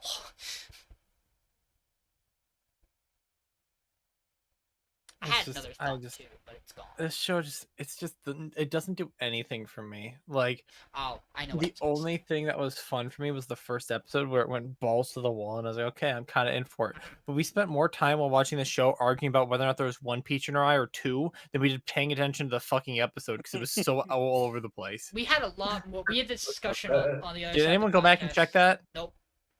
I'm pretty sure it's one. Pretty damn sure it's one. It's one. I think it's one of the things I noticed from the other side of the podcast that they really liked, and I'm interested to see how they react next week, having watched the next episode of Peach Boy, to see if they follow suit with kind of our opinions on it. They really like the end of episode 3 because it's a good cliffhanger that as long as you follow up with. It is. I give them that. It is a good cliffhanger. However, it is a cliffhanger that you have to follow up with, or at the very least say, okay, we are going to get back to this, but here's the reason, the lead up to it. Like, give us just like Dodge was saying earlier, give us a narrator. Yeah. Or give us just like a timestamp on the screen. Curious like, give question. us a fucking date. Just because talking about narrator made me think of this. Is the narrator in Black Company Aunt A? Is that the indication from that episode, by the way? There's a narrator in Black Company? Is it there? I thought she was him monologuing most of the time. I thought we Like, got... I can't particularly remember a narrator, but... I have to go back. I swear there's an overarching narrator for very small bits of it. Maybe, like, the beginning and, like, this episode. There probably is. My brain can't, like, think of anything specifically the narrator. Because when he writes in that book, it's like he's doing a narration. And for some reason, it makes me think that he's been doing it longer. I might have to go back and look at that. That'd be interesting for me to check. Hey, let's talk about Remake. So we had fun watching this episode, right, guys? No one yelled at anyone. No. I wasn't mad at anyone, and I was actually having a good time watching this episode. I know you seemed kind of angry. That there was like one comment you made that made you sounded kind of angry. Here's the problem. It was like, what, 2 a.m? I was awake the whole day, just came off a podcast, and have been around a whole bunch of my friends who we talk shit to, like, in a condo together. The tone might have just been off. I wasn't like super mad at anyone. So you two were gone, but Sean and I were talking for a little bit, and I told John afterwards, I was like, yeah, no, Sean wasn't mad about it. He was just playing it up. Yeah, I assumed you weren't super mad. All for me. It was just the way you said just if you give the show a moment, if you maybe shut it'll the be fuck fine. up and watch the show. No, the way you said that. I thought he was just being chill about it, but you guys like I thought he was just making it like a funny point. Like, I thought that was the goal. And I was right. What also probably hurt it was that I went dead silent for the rest of this episode, or for most of this episode, and all of Sunny Boy. Yes. But the reason for that was we all kind of went silent. I didn't know how to say I after didn't want to that. talk because everything I have to say, I'm gonna say here. So there was no point to say it in the call. I like live reacting. That's why I like doing it. John and I live react all the time. Like the fact that why does Swimmer Boy's brother happen to not why does the Swimmer Boy not recognize main character? So I've wanted to talk about this a lot. There is an implication here from how he talks in episode 3 that he lives alone. and it sounds to me like a family split thing.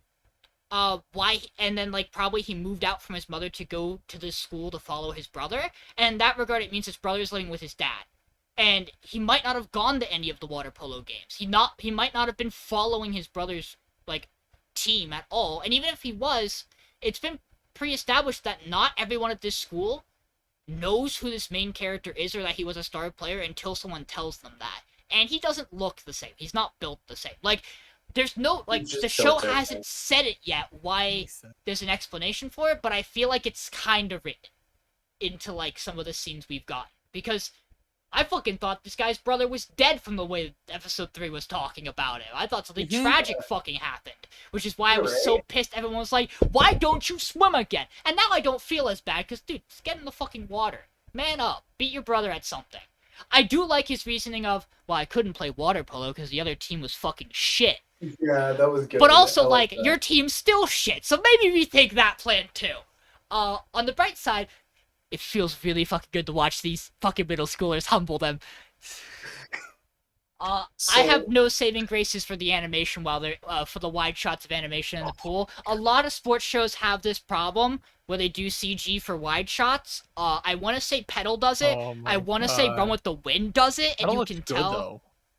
I know there are good. I know there are sports shows that when they do these wide CG shots, they don't look good.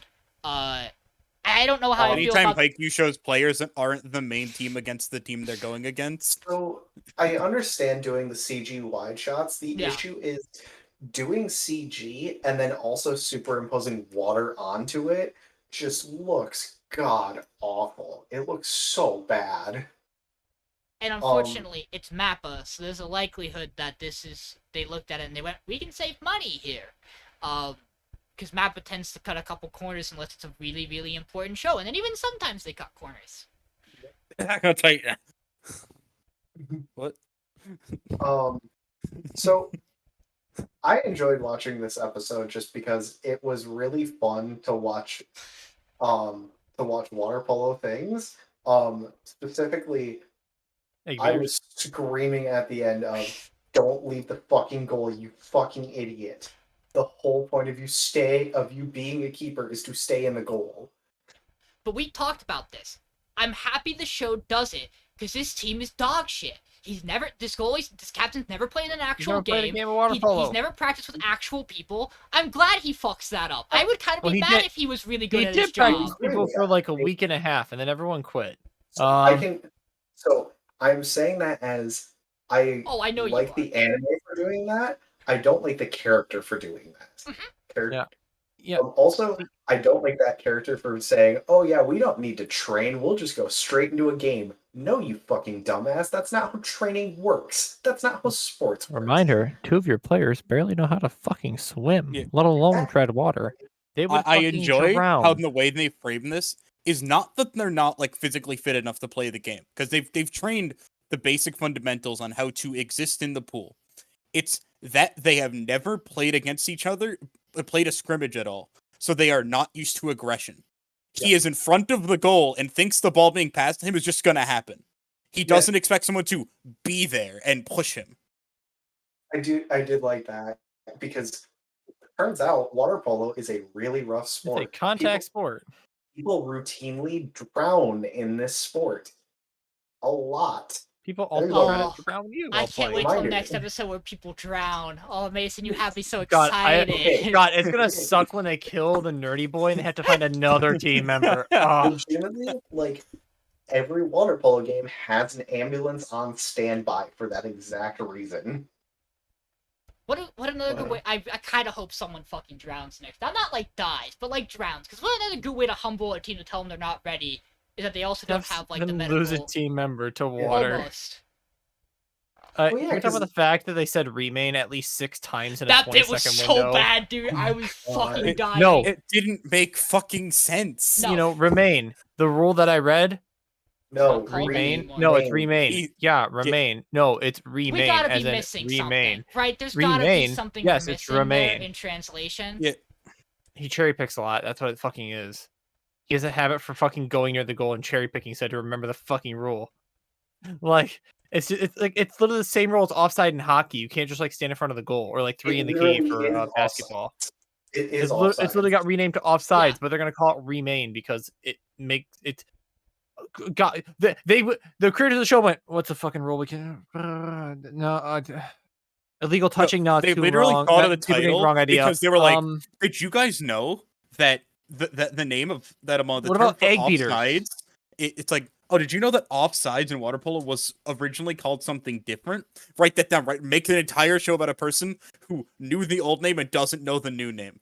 Boom, there you go. okay. I know we're ragging on this a lot. Let's see. Illegal touching? No, that's a bad show name. Bad show name. I know maybe- we're ragging on this a lot, but like the name also fits the actual theme of the show. I mean, Like, yeah, it really does. I think it's Like, I and think it is. I love that part of episode 2, 1, wherever it was. I think it was 2, where they do that. That he bit. remains in the past. Yeah, this one was just, "Hi, do you like this bit?" Yeah, he says remake. They say the word remake, and he goes like Hello, that sir. rule, like that I rule, just like can't that rule. believe Hello, sir. that So that his dumb. brother went. His brother didn't like die or just quit swimming or have an accident. He just went to go play water polo and be one of the best water polo players in the entire country. Like, yeah, no problem with that. You know what? That's my brother. That's your rival and was your friend in high school. Yeah, I'm on the team now. Change it. Complete 180 of I won the race. I'm done. To I'm on the team. I like that he didn't I just leave. love- I like that he I just just- stayed and was like, "I'm gonna listen." I I just fucking. love to I- just the show going here. It's so Audience, against I've his brought you a dead horse. You can beat it as many times as you want. Also, why the fuck were they there? Why did you invite them there? Just like, hey, your old junior high buddy who won the title with you, who by the way still doesn't remember you at all.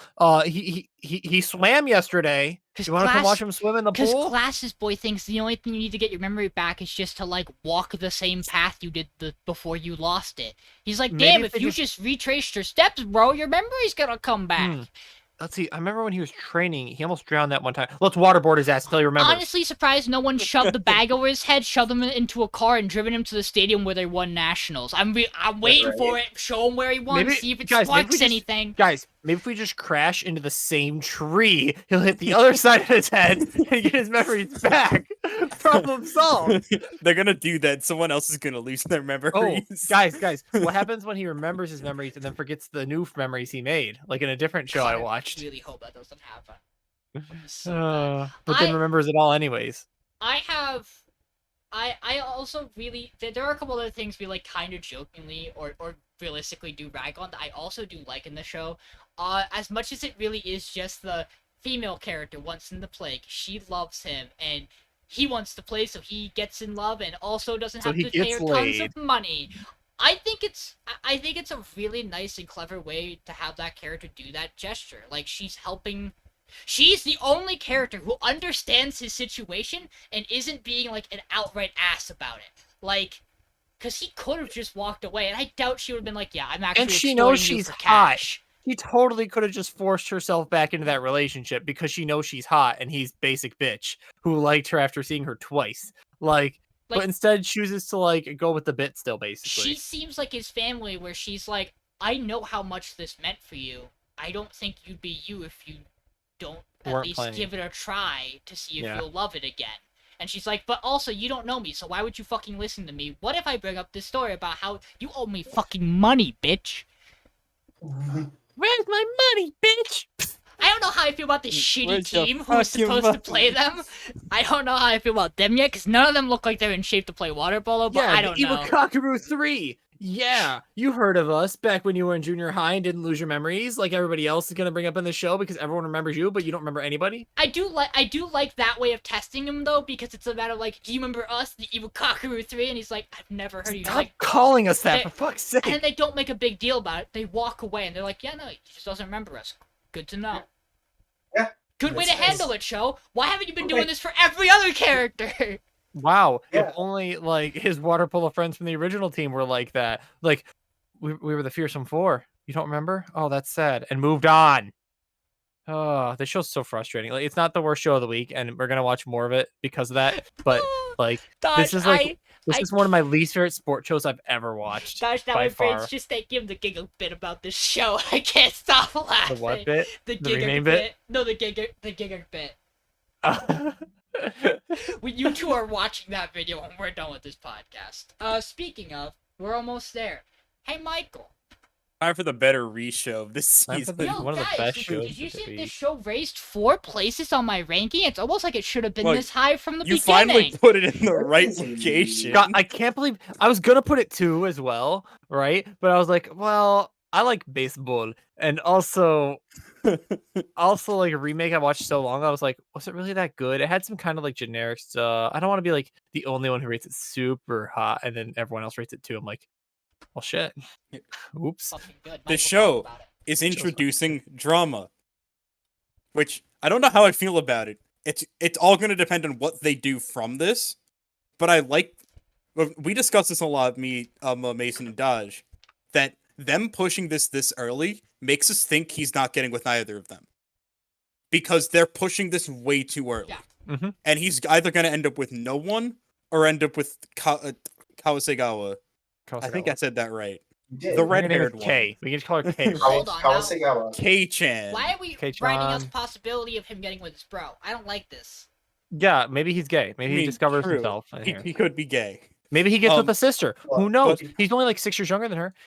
Please stop. But erasing I Stop feel like erasing my Shino's picture. feelings for him. I feel like Shinoaki's feelings for him make Go, that's what- sense with the way that she's been being built up, because he's just been a great friend to her. He's been pushing her this entire time, and naturally that's how that would happen. Yeah. Same thing with Nanako. To be It all fair, just makes sense. really sucks to be him right now, where this technically wasn't where he was trying to go with either of these two, and whoops, here you are. Hi, That hap- you're a teenager. that Do you have a happens penis? sometimes. Yes, you do. Kisses him out of nowhere. It's nothing that he does, which is really nice because it doesn't put any of it really on him. He can back out of the situation if he wants to, which I don't think he Yes. wants to, to be honest. But I think it's very likely this relationship stops when he realizes, like, It's not healthy for I- her. yeah, I think he will stop this when he realizes either she needs space from him to grow, or like just it's like a youthful infatuation in a way. Like I think he'll Hey- realize that they just both can't do it. It just isn't gonna work. That's I have what this this fu- show feels like that. I have this fun word I feel like is a theme that we're gonna see, and Mason knows it really well. It's called codependency. And I Yo. think that's something that Tsunoaki's gonna have to realize, that she's really dependent on him for everything, and has to actually do stuff for herself for once, because it feels like her character is getting super gutted by him being there in a degree, because because everyone's being forced to be included. It doesn't feel like she's getting a chance to like just do what she does best and draw, I guess. Which like, because she was just like an artist for games, right? That's what we gathered, right? Or like a creative director, Yeah. right? So like, it's gonna be interesting to see how she develops her skills in this case. But like, I don't know. Like I said, like my biggest point is like, I feel like this episode was super, super, super fucking good, because it closed out Nanako's arc, right, for her growth and like becoming a singer as her goal Also starts a new in the one. future. It's really good on the Japanese YouTube that just happened to come out that same year. It tackles things like opportunity, the fear of failure, stage fright, doubting oneself, and needing a push, right, to take that chance and that opportunity, right? I just want to say, I fucking called this scene from like the fucking 5 minutes before, as we were getting like into this end of this episode. The second I saw him with Tsunoaki, I'm like, they're gonna kiss, and Nanako's gonna fucking find them and see it. And fucking 2 minutes later, it happens, and I'm like, the slice of life simp prevails again. Okay. Just at Phone Kun interrupting the first kiss, by the way. Yeah. the Fuck cop you, block, Phone yeah. Kun. Was that with Nanako, or was that with No, that was a Cherokee. it was a Tsunoaki? Which Yeah. which I think is a smart way to do it, because it shows that like she's Oh. going back to like finish Finish the what they had job. started, right? I feel like, and I called at the very start of this episode too, that the main character is pushing them far too hard towards his reality, Mhm. and that them falling for him is going to cause problems amongst the group. And sure enough, as we progress through the episode, that's exactly what fucking happened. Like, he's pushing them towards their goals, and that's great, because you need that push and that motivation to keep on task to a degree. Some people need it, some people can do it on their own, like our scriptwriter boy, right? But So, but emotions get in the way sometimes, and when you have a dynamic called a love triangle, and you're not okay with polygamy, like in 2 of our shows, it becomes a fucking problem in the house you're living in. Not that I would ever know anything about love triangles in real life. Wait till the codependency kicks in and she goes to, and our singer goes to her scriptwriter. Because he's been trying, man. the poor man. Would you like water? So, He's trying his hardest. I love him. I honestly like the drama of this show. Mason keep trying to talk for 3 minutes. I hope it runs with it. okay.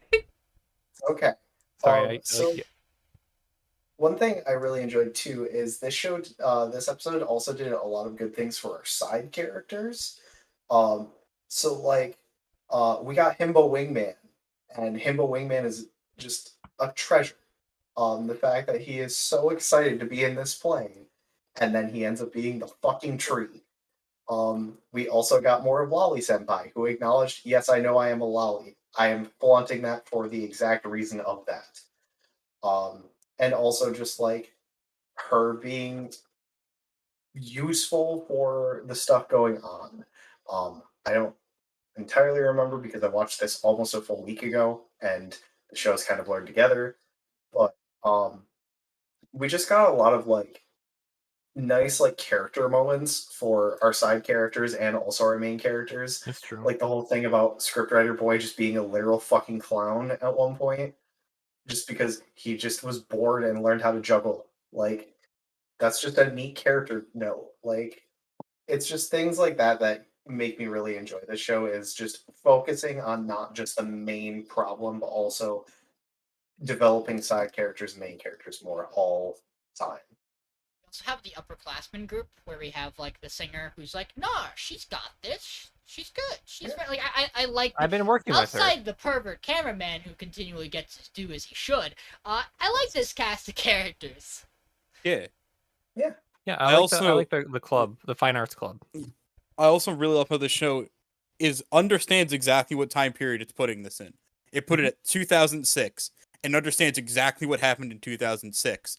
Because Haruhi, the show that the song God Knows, which is what she does the cover of, comes from. Off, but I knew that. Yeah. That's my favorite. I explained this earlier to Sean, but he goes, "This is God Knows from Angel Beats," and I go, "That's not from Angel Beats," but he got God Knows, which is wonderful. Within the first 3 seconds of the song, I was like, "This is God Knows." And I couldn't place the song because like those shows, for some reason, Haruhi and Angel Beats just like fucking See, like because it's that same era. My problem was Dodge. They told me this, and I was like, I thought it was the show's ED because my brain was like, I recognize this song because Brainworm, so I thought I had heard it recently, so I thought it had to have been related to the show itself. They were just doing like a haha funny thing. No, so the Haruhi girlfriend thing started airing. It's by the Peggies. Yeah, so Haruhi was a spring 2006 show. Yep. And I think God Knows is in a Summer. later episode, so that would have been somewhere around the summer of that year of 2006 when God Knows came out, which gave it just enough time to become mainstream. Man, I can't because wait that's how anime work. I can't wait for a video to get taken down by TOS for copyright strike. TOS doesn't exist in 06, baby. YouTube is a free fucking place. Yeah, the DMCA wasn't a thing yet. You can DMCA these nuts, dude. I don't know, dude. Copyright strikes. I feel like dude, her voice is gonna be in. Isn't the DMCA an American Her voice thing? is gonna be on so many AMVs, dude. That's how she's gonna get big. So many anime music videos are gonna use that fucking cover because also, that won't get them She did DMCA. a live performance in a maid outfit. Of course, she's gonna blow up. Fuck shit, you're right. She checked like she checked like 26 boxes at once in that performance, dude. And she did an encore apparently. And then she got dumped afterwards with 2 crepes. Hey, How funny is that? You can't get dumped if it was never a relationship.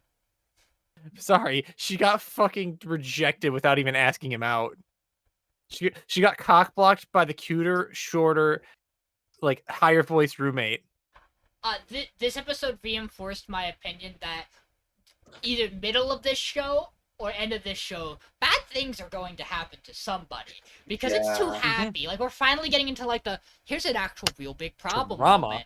Like we're getting the drama. This show, like bad things are gonna happen. And again, this episode does that thing where like, we see scriptwriter and they're like, you should come hang out, and he's like, I'll keep working till I can't work anymore. I'm like, that's not healthy. You shouldn't do that. Me.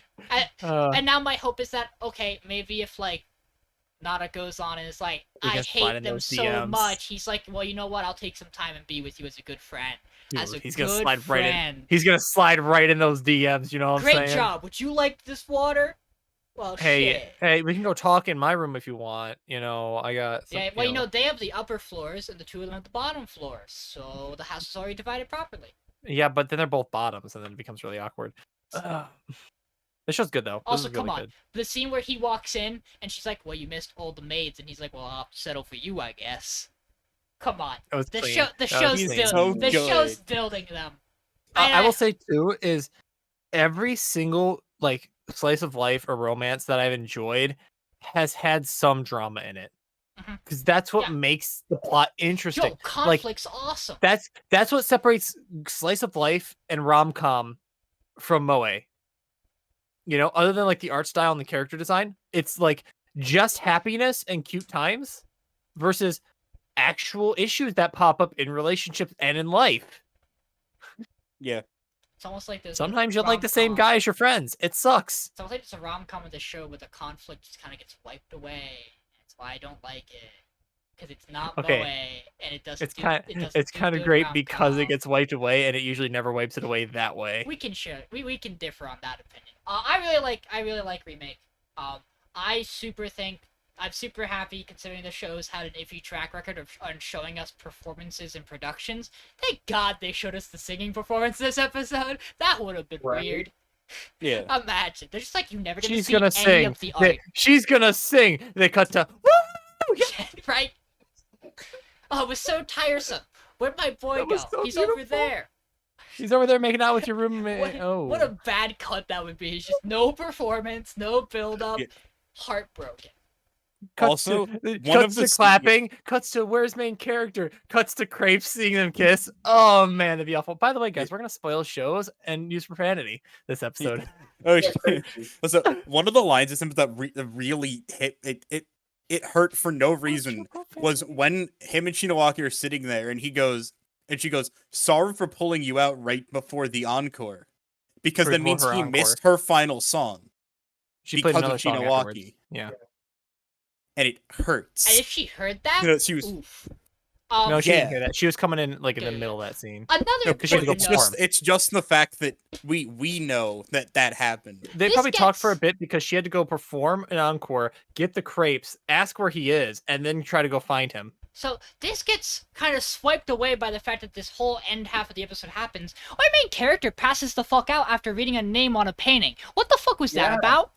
I have no idea. Have we seen that name yet? I don't recognize it. I don't either.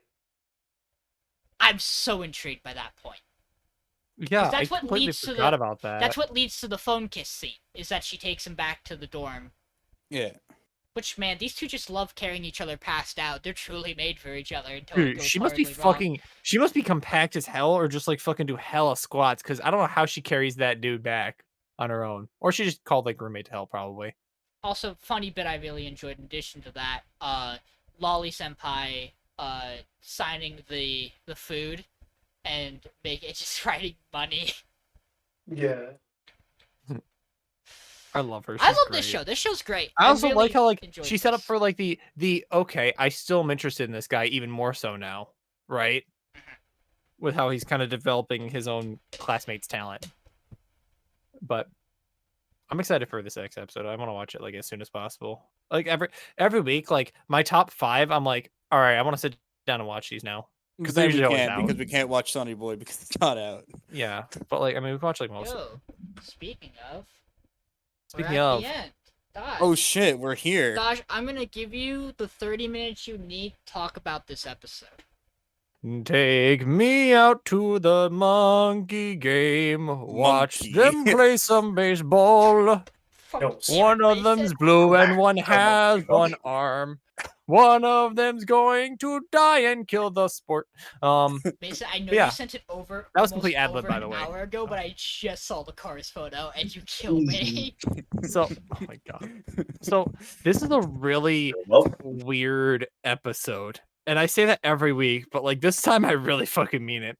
Because it starts off with him doing like a test of courage, jumping off of a thing into water that actually is like buoyant type thing. It's really weird. And so basically main character, our main boy, is just like this is just kind of pointless. I'm not interested. Nagura is just not into this. and we have our other girl, Mizuho, right?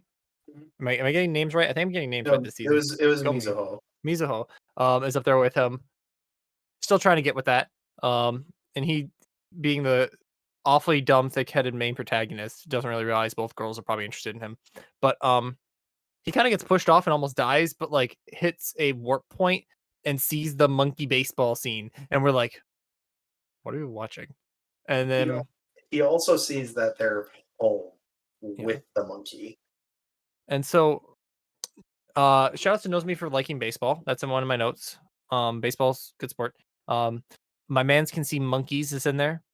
And so they basically say there's a Monkey. baseball league in Monkey Mountain. So they called it. They have a cameo by Barry Bonds with Steroid Monkey hitting the home run record. With Mark McGuire. And there's a big plot basically to explain how it's a metaphor for how a sport dies once its game is dominated by the players and not by the sport itself, I guess. It's dominated by like the personalities, because essentially a perfect game that was ruined because of a glitch in the matrix, basically. Where the supreme monkey was throwing a perfect game, 26 strikeouts, 1 out to go, full count, and throws a ball because at the last frame before it crossed home plate, the dimension shifted like an inch over, which, by the way, actually fucking showed in the anime. It just fucking divots over and fucking. I'm so proud of catching I'm so that. happy you caught that. Mason caught that, and we rewound, and then we went again because Michael was like, "It did not," and then we went and fucking checked it. Yeah, and it I didn't see it because I didn't know when it was, and it's literally And the so, last like 3 effectively- frames. Effectively, the umpire calls it a ball because it is technically a ball. Everyone else is like, that was clearly, you just give him the perfect game, right? And so first off, it's still no hitter, and I'm so pissed. But the one-armed monkey just loved baseball, and he was a monkey that wanted to play baseball, but realized, just like our main himbo, I guess you could call him, Yeah. penalty guy from first episode. I forget his name. Cap. Cap. Yeah, Cap.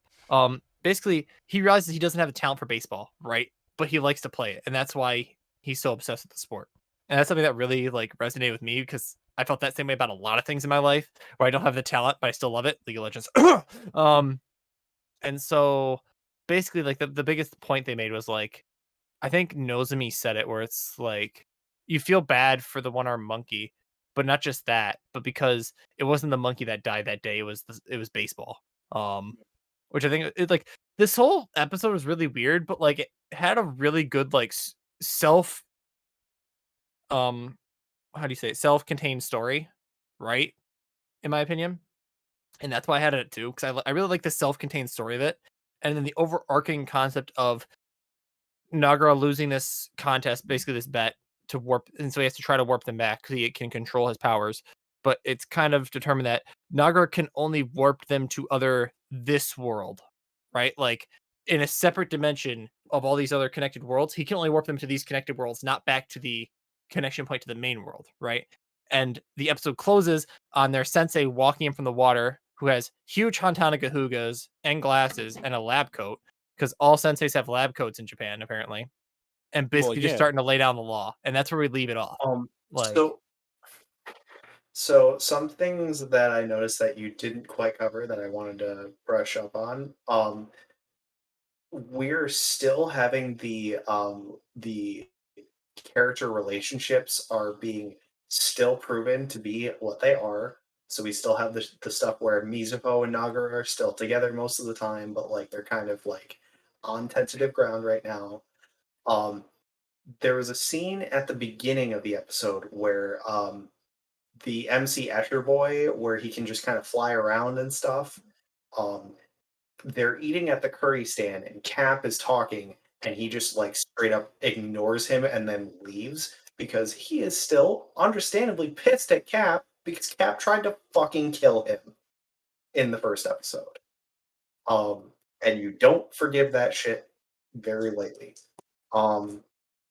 We also got introduced to a character that's been around, but we're actually getting like their name and what they do. Ace, who was the guy who Nagara had the bet with, who is just an egotistical asshole who, because he wanted, I don't remember the exact reason they gave, but he gave baseball to the monkeys. I think it was just so that he could have some reason to continue doing baseball in this world. I also took it as he's not important in this world, so he wants a reason to be important. So if he gives Yeah. him baseball, he's done something. He's Because he he's a doesn't have a figure in superpower, game. right? No, he He just I had the don't know. monkey light. They didn't list a superpower for him. He just had the monkey light. That's all we know. This show is odd Yeah. because it feels like we're going And to his girlfriend is Electric Girl. Yeah, if it feels like Yeah. everybody has superpower, they just have to find it.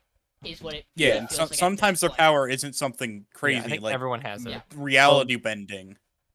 So, also something I really enjoyed was at the end when they're like, all right, Nagra has control over his power. We're going to leave. They do this set of jump cuts where it's like plaid world, purple world, yellow world, whatever. Hell. And each time they change, there's like a different droning noise for that world. And I actually went back and watched, and I realized that there is like you get the same thing while they're on the island. It's just you don't realize it because it's all I believe it's seagulls and cicadas. Island sound. Yeah, it's island sounds.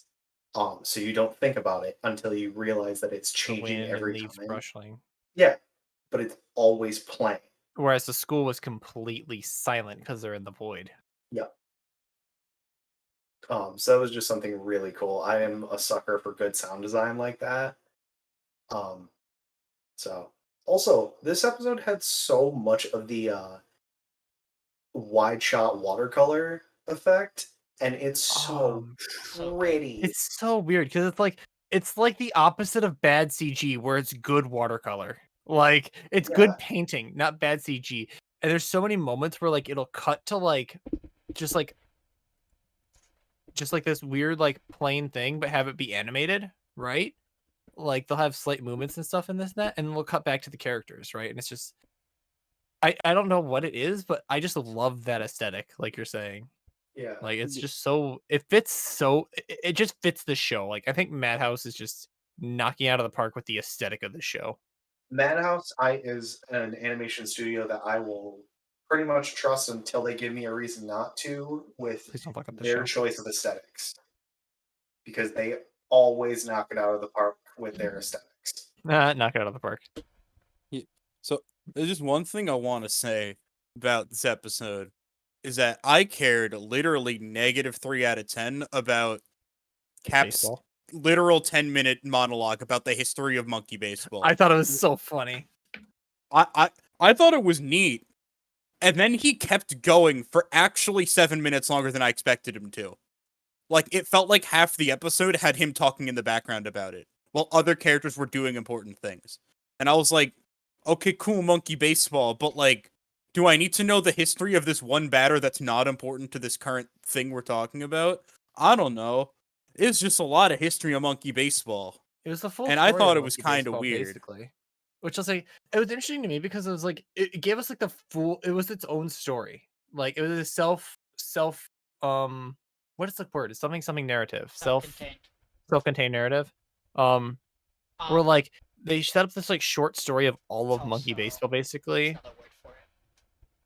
You know what I'm saying? Like there's like a phrase for it. There is another phrase for it of a narrative in a narrative. But I actually just like I know I'm a baseball simp, so like think like little divots like that where they're talking about steroid monkey and like referencing certain other character like You were popping what felt like off real world watching this situations. show. I was popping off because it's baseball. I love baseball, and like Just having the fact that they- having a perfect game ruined on the last out by a bad call is something that had directly effect on my life as a Detroit Tigers fan. Shout out to Armando Galarraga's not so perfect game. Except, you know, Detroit fans didn't actually get on the field and murder the shit out of Jim Joyce. We wanted to, but we didn't. So baseball didn't die that Now, day. if it was a Philly team, I that wonder umpire's dead. I wonder if baseball yeah. dying is like also a reference to the day Disco died, which is also a Tigers game that happened against the White Sox, where Disco is dead in Chicago, and they raided the field and burned it down, and Chicago had to forfeit because the field was unplayable. But Michael, I don't know.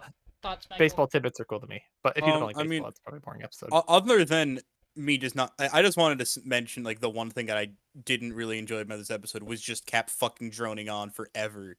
I liked literally every other part of this episode. I liked the stuff we got about the monkeys outside of Cap just sitting there explaining it. I loved all the bits we got of our characters interacting. I think this cast is great with what we have of them just dicking around. Raj is still my favorite character because he's just wonderful and just exists. And I love his laboratory, how it just looks fucking wonky. Like he's a fucking nerd. One of the first things he does in his lab is make a fucking Tanuki block from Mario. I like that there's not a goddamn thing you can predict about this show because it's gonna subvert your expectations every time. Like you can never have expectations for the show of what's gonna happen because it's not. I'm gonna let you know right away. Whatever you think's gonna happen, not even fucking close. Like, at least that's how it feels for me. So I'm like, like Mason was like, they're gonna hit a home run and then it's gonna transport them to the monkey world. Nope, they didn't even play baseball. Like for most of it, they played the 3-out thing at the end. It's just crazy. What do you think about this, Mason? I really enjoyed this episode. I am like I said, I am a sucker for the Sound design, the sound design, the jump cuts, the aesthetic, and then the very like it's always the little things for me with like the bit where they shifted the home plate just very slightly when they did the close up on it. It's just things like that where it's like you are paying attention to what the narrative is doing and you're showing it in the actual animation itself. This is the reason why you watch anime over reading manga. It's things like that. Also, the fucking scene where at the end of his little baseball challenge, when he looks down and it shows for a literal fraction of a second the cut of one-armed monkey man dead on the plate. Yep. I was not prepared for that fucking bit. I was like, hold on, and then it's gone.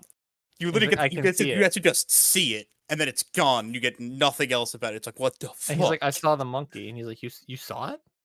You saw the one-armed monkey? That was the umpire. And then they explain the rest of the story, and then they say, oh, it wasn't that. Like, I also just like that. Like everyone's like, okay, he's actually like trying. Like he's not just giving up on life. Like it felt like he was. Yeah. But then he misses it. Like half of them don't care.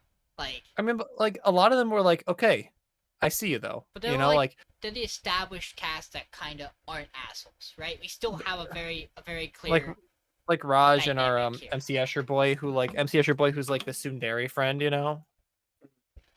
So I have Sunny Boy as low as I have it because one, if Dodge, I will say if you were in charge of dropping little tidbits of like notes of references so that I would understand any of the baseball stuff here, I would have loved this episode a lot more. I did drop a couple when we were watching. Well, yes, but I mean, like, if the show did but it's hard. Like, if like, someone happened to have been reading, like, if Cap happened to have a book on a table that, like, mentioned a player's, like, the player's name from real life. Like, if I had reasons to, like, look into this story and connect it, the message at, well, fair. You usually can't you can't name drop, because that could be... Something close, though, right? Yeah, like...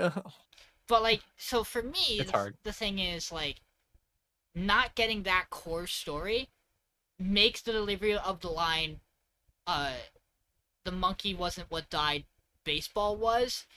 I don't understand, because I don't understand the whole context you just put it in for me, in which case I understand very well why this can be a very important and crucial episode to have happen with where the show could go, right? Like how you explained it about like the personality overcoming the game itself. Very important probably for where we're going with this show. It's hard if you don't understand baseball too. Absolutely. About how magnified a perfect game is on a baseball scale and how hard it is to achieve. That like I think it's like I get that there's part 43 sure. perfect games in like, history or whatever. I understand like some of the mechanical stuff in it and like that stuff gets, but if I don't know why I should care about it, I don't. And similar to Michael, every time Cap dragged, I didn't care. That's why I think this is an episode that like the Japanese audience probably fucking popped off for, because most of Japan fucking loves baseball. Giga loves baseball, whereas America, it's like, yeah, baseball is like a sport. Even America really loves baseball. Number, it's like 4. Baseball it depends is the who you thing. talk to, because you know of baseball, but the people who like baseball either really like it, or it's just people who know of baseball in like football or hockey or basketball, because we have 76 sports. But this is the reason when characters play a sport in a non-sports show, it's baseball, is because both the American and Japanese audience understand Everyone knows the it. rules. Like you don't have to really go into it, right? But for It's me, like the everyone, other- it's like you don't have to know all Yeah. of the rules of baseball. It's just like everyone knows how to play baseball on the base level. Yeah. Round bat, hit round ball. It's very hard, actually. Squarely, Run too. 2 bases. Yeah. If ball get to base before you do, you out. Three out, out. three, Three out three bad. strikes and you're Three out. strike 3 outs and bad. the inning's done. 4 ball, bad for pitcher, but not so bad for you. I really agree with Michael. I think the cap stuff drags a little too much. Yeah, I I agree too. But I can give you that. like everything everyone else said, like the art, the music, the small details, it's all absolutely stunning and amazing. And I want so hard to put this show higher. I'm missing something still. I'm not hooked or sold that what it's doing is worth my time yet. Like artistically, hands down, I'll watch this every week just to be amazed. But like, why do I care about the story? Like, I really like this main character. I love him. I think he's being very well handled right now. I just need like this last hook. I need this last thing to really get me, and this episode was not it for me. On the other that's side fair. of things, Relis set up something that Relis had a fine setup episode. It didn't take any risks. It didn't lose or gain anything for me really. Remake or Life finally jumped up where it should be for me. Vanitas kept being Vanitas, and to my surprise, Dungeon of the Black Company gave me something that might have been, if not for Vanitas, the best episode of the week for me. Like, I really enjoyed that fucking episode. So when I sat down and watched Sunny Boy, I was like, okay, this is fine. I just didn't it. Besides the small artistic details that this show is already amazing at doing that I knew I was gonna get, this episode didn't do anything. So I really want this next episode with this teacher coming in to, like, give me something. Really, It's time for Black Company to kick in here. Keep me here. I don't think it's going anytime soon. Sunny Boy has plenty of time to build. I just want to be able to recommend this show and go, yeah, trust me. Before the halfway mark, you're not gonna leave this show. Like, it's just not there yet for me. That's all it is. I have no bad thoughts about it. I did submit my votes. I submitted mine as well. Yeah, I mean, I know for a fact there's two things. One, I don't know I'm biased because it's my show, and two, baseball is one of my favorite sports, if not my favorite sport. So.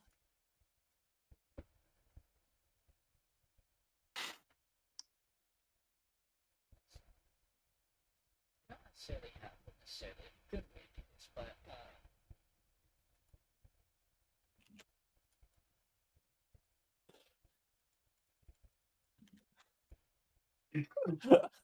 I want you to watch later, John.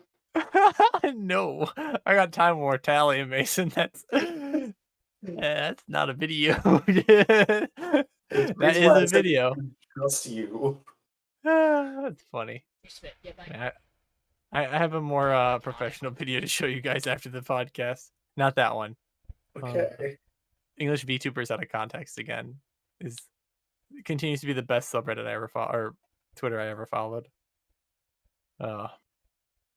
Bold prediction. I think I know what show is going off this week, boys.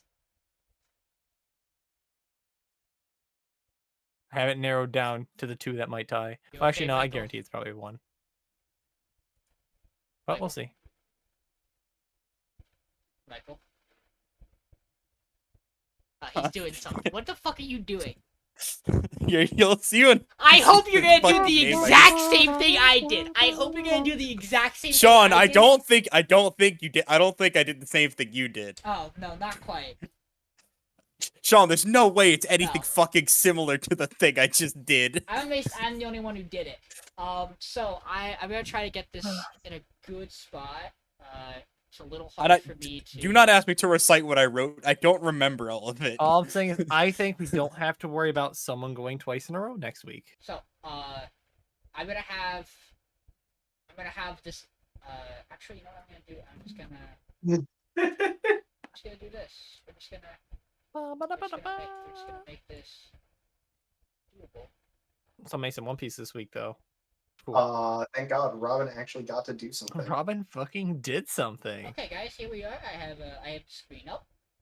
Robin can once again step on So me. we have wonderful voters today, such as Stop, Go Back, I Want to Be Monkey. I guess you could say the detective is already dead, puts on sunglasses. Monkey Baseball Enthusiast. The remake of the case study of a detective's remaining lessons on girlfriends in a dungeon with a boy on a riverside. You didn't That is have the to ti- do that. See, I was like, What? I'm gonna make a joke about the titles. Then I can't exclude any of them, and I think that's all of them. But I don't know. But, so, Because it's remake Vanitas Detective, remain Life Lessons, Girlfriend, Dungeon, Sunny Boy, Rivers. What the fuck did I miss? Black Company? No. I missed one because there should be 10 shows. Peach Boy, That would No, be yeah, because I make the Boy. Riverside joke. Realist Hero. I Girlfriend? missed Realist. missed Realist. I missed How Realist. could you? Fuck. So I don't know where to put Realist in that You joke. could though. put realist detectives. surprise for Yeah, that would have worked. I surprise just forgot for about us it and didn't boys. think of it. Vanitas is safe. No slaves. Yay. Detective Shocking has nobody. 4 slaves. It's been a while, guys. Been a It's been a while while. since I we've mean, been in agreement. Been a They- while. You guys hard convinced me this week. After talking Yeah, about no, it you again, did. I was like, yeah, no, the show is dog shit. I It can't just wait loo- to clip that just looks conversation shitty. and send it to the other podcast once we hit that episode for them. And like they afterwards, it'll be fun. Black Company, 4 saves. Girlfriend, I didn't slay it this week. That's how committed I am to this. You're doing it a little like you're saying it before it's coming. Yeah, sorry. That's just because stream delay. Yeah, 4 saves. Yeah, I think Sorry. it's I a also little bit lower probably than- didn't scroll. Yeah, I think it's a little bit lower. Realist, 4 saves. Life Lessons, 4 saves. Peach Boy still is the 2. That's the first week of 4 saves on life lessons. I want to say I that know. too. Remake, That's the 4 first week. saves. Remake, My Sunny show's Boy. popped off with 12 saves this week. Only show that has other slaves on it is Peach Boy at 2. What? How did 3 of us have that at the bottom and only get 2? Man, Michael, you really want that shit gone too. Or is Yeah, it I just want a Nathan? detective gone. I Look, wanted detective gone. Look, It's- I thought about voting my entire bottom 3. Went, no, I'm not voting Life Lessons this week. It doesn't deserve it. And then went, you know what? Yeah, No. it's actually crazy how much we all just like talked about detective and simultaneously went, yeah, No, I it's don't just like these straight- other I wanted it shows, gone going into this week. but I don't really want to know what. I mean, I I'm thought still gonna that watch could what be happens this next week. because it's gonna be a fucking clown fiesta of an episode. But My entire thing on it was which character do I want to see more next week? Frau. Siesta or Frau? And I came to the conclusion that it was Frau. And simple I solution. very if- much want to see more. And Frau. simple solution. That's it, If the though. show doesn't give us Frau, we vote it off. And if it's also Yep. bad, we vote See, it off. The problem is I want to see more of Siesta, but she's already fucking dead. I mean, Yeah, the right the side. detective's the name of already the show. dead. Here's the It's problem, actually though. amazing how Remain managed to drop its title more than the detective is already dead in the span of one episode, making up for the other 4 the In what detective. mean Just in one barely. conversation? Just barely. Yeah, in one sentence, it felt like. I will say, I don't know. For me, I don't care how much siesta you put on my screen. I don't think it makes that show any better. It might make it worse. I couldn't tell you. I'm glad to have it gone. I'm also now at the point where I don't know. I know I'm not gonna get girlfriend off this podcast yet. So, I mean, I might just have Cool, to I'm start. dropping the camera. Okay, fine. You're gonna mess up my fucking order then, Michael. Well, Jeez. sorry, because it makes my laptop lag. I mean, that's fair. I don't Oh. know why it makes it lag as much as it does, but it fucking murders it. That's okay. I'm about ready to start slaying Peach Boy. If it keeps up the level of consistency it has been of being bad. Cause now the show I really don't like is gone, and Life Lessons might be able to give me another good haha funny episode. Unless it's really bad next week, then I would just slay a bunch of shit. But like I'm at the point where I can't reasonably see me not slaying Peach Boy unless it does some incredibly amazing shit, which I can't imagine. That's the it thing does. for me. Yeah.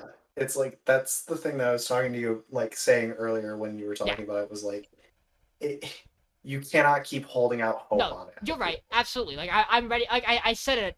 I think 2 weeks ago. Like it's gotta go. I know it. Even if it was doing better, it's not fit for the podcast. And now I'm at the Yeah. point where I'm like, if it goes, it goes. I'm just glad it's going after Detective. That's kind of where I want it to be.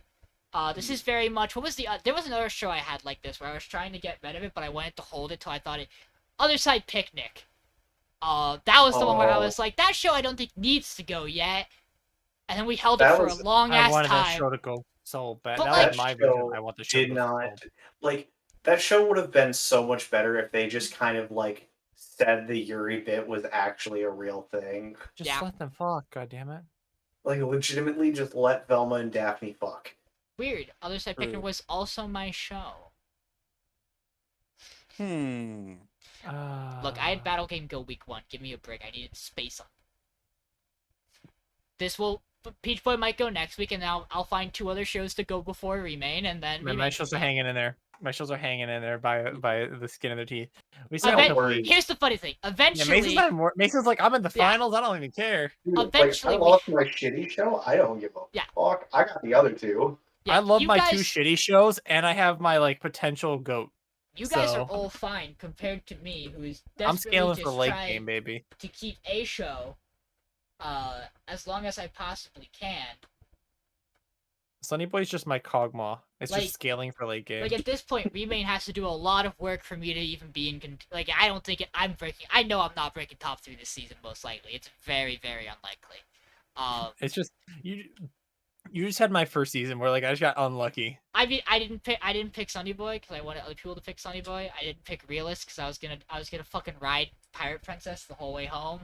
Were you first pick? No, I was first No, pick. you were But first Sunny pick. Boy. I mean, I was would first have pick. picked it though. Yeah, you didn't get Sunny Boy because I fucking think- picked that shit right I think away. Legitimately, everybody was like, I want to pick Sunny Boy. No hesitation. It It looks so sucked. good. And said Madhouse. Sucked real bad that I can't get Pirate Princess. I can't wait to watch it, and then for it to also unfortunately be bad, and then for me to be like, well, that's just the way the cookie crumbles. Yeah. I saw a thing before we close out. That JoJo Part 6 got trailer. Is that Yeah, real? JoJo- yes, it is. It's coming to Teaser? Netflix. And it looks, Teaser?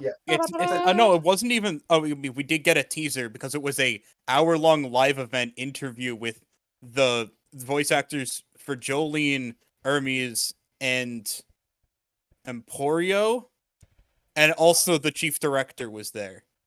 Do we have And they a announced every single staff. Yes. It's September 21st. And that's when it just drops entirely on Netflix. Yep. Is what they're saying. Is what it seems like. I'm trying to think of if that's in podcast range. It might be.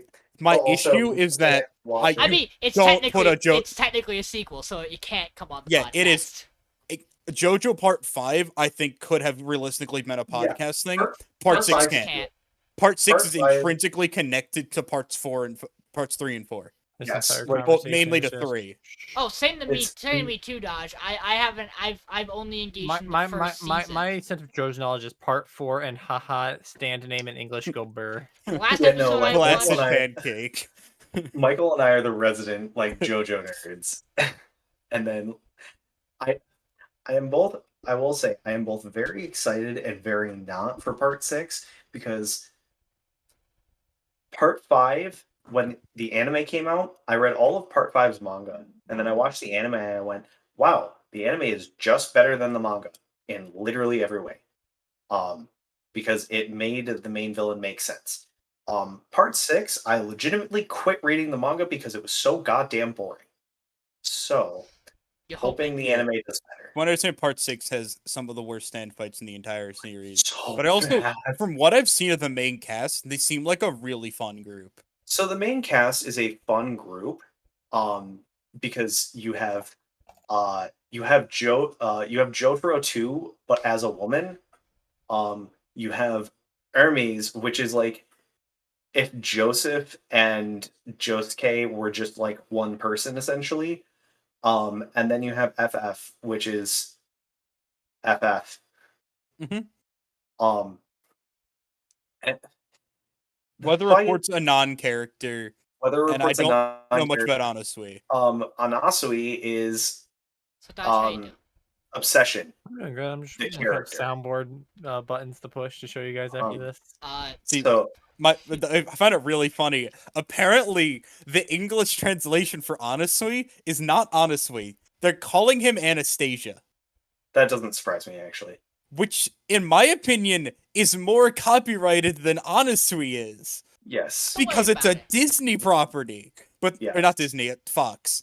But Yeah. also, apparently, they're from what I understand, they're gonna actually like part of the reason this took a bit to get out is that they had to get the rights to do the Disney scene because a Yeah. Disney scene happens later. Yes. Because the there's- show because this part takes place in Florida. And they do reference Walt Disney World. And Yo, it is legitimately the best scene in the entire manga, and that is sad.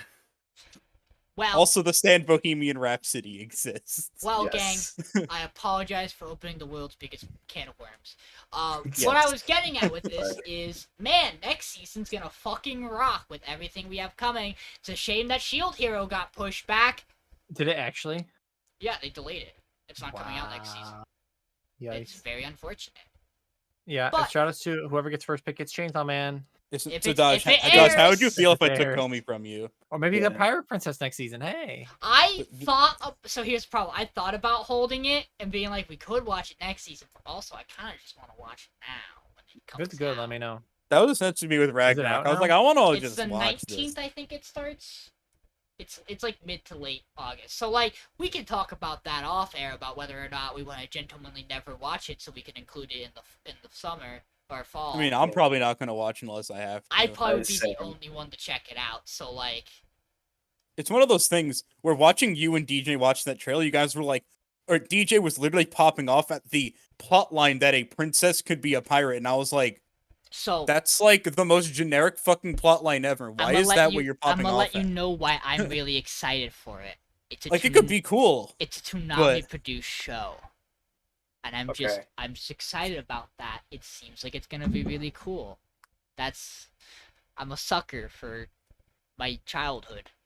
Yeah. Yo, It's guys, just funny Sean- hearing DJ say the words, oh wait, is she a princess? But then when she's on the sea, she becomes a pirate? Holy fuck. I was like, wow, that's what the title said. Why is this Look, if there's fucking one Bro, there's nice one for thing you should you? know from this podcast is that half of the people who have been on this podcast Monkey have no brain. reading comprehension Yeah, whatsoever. Bro, guys, if you want- guys, bro. second Sean. Bro, They're gone, mate.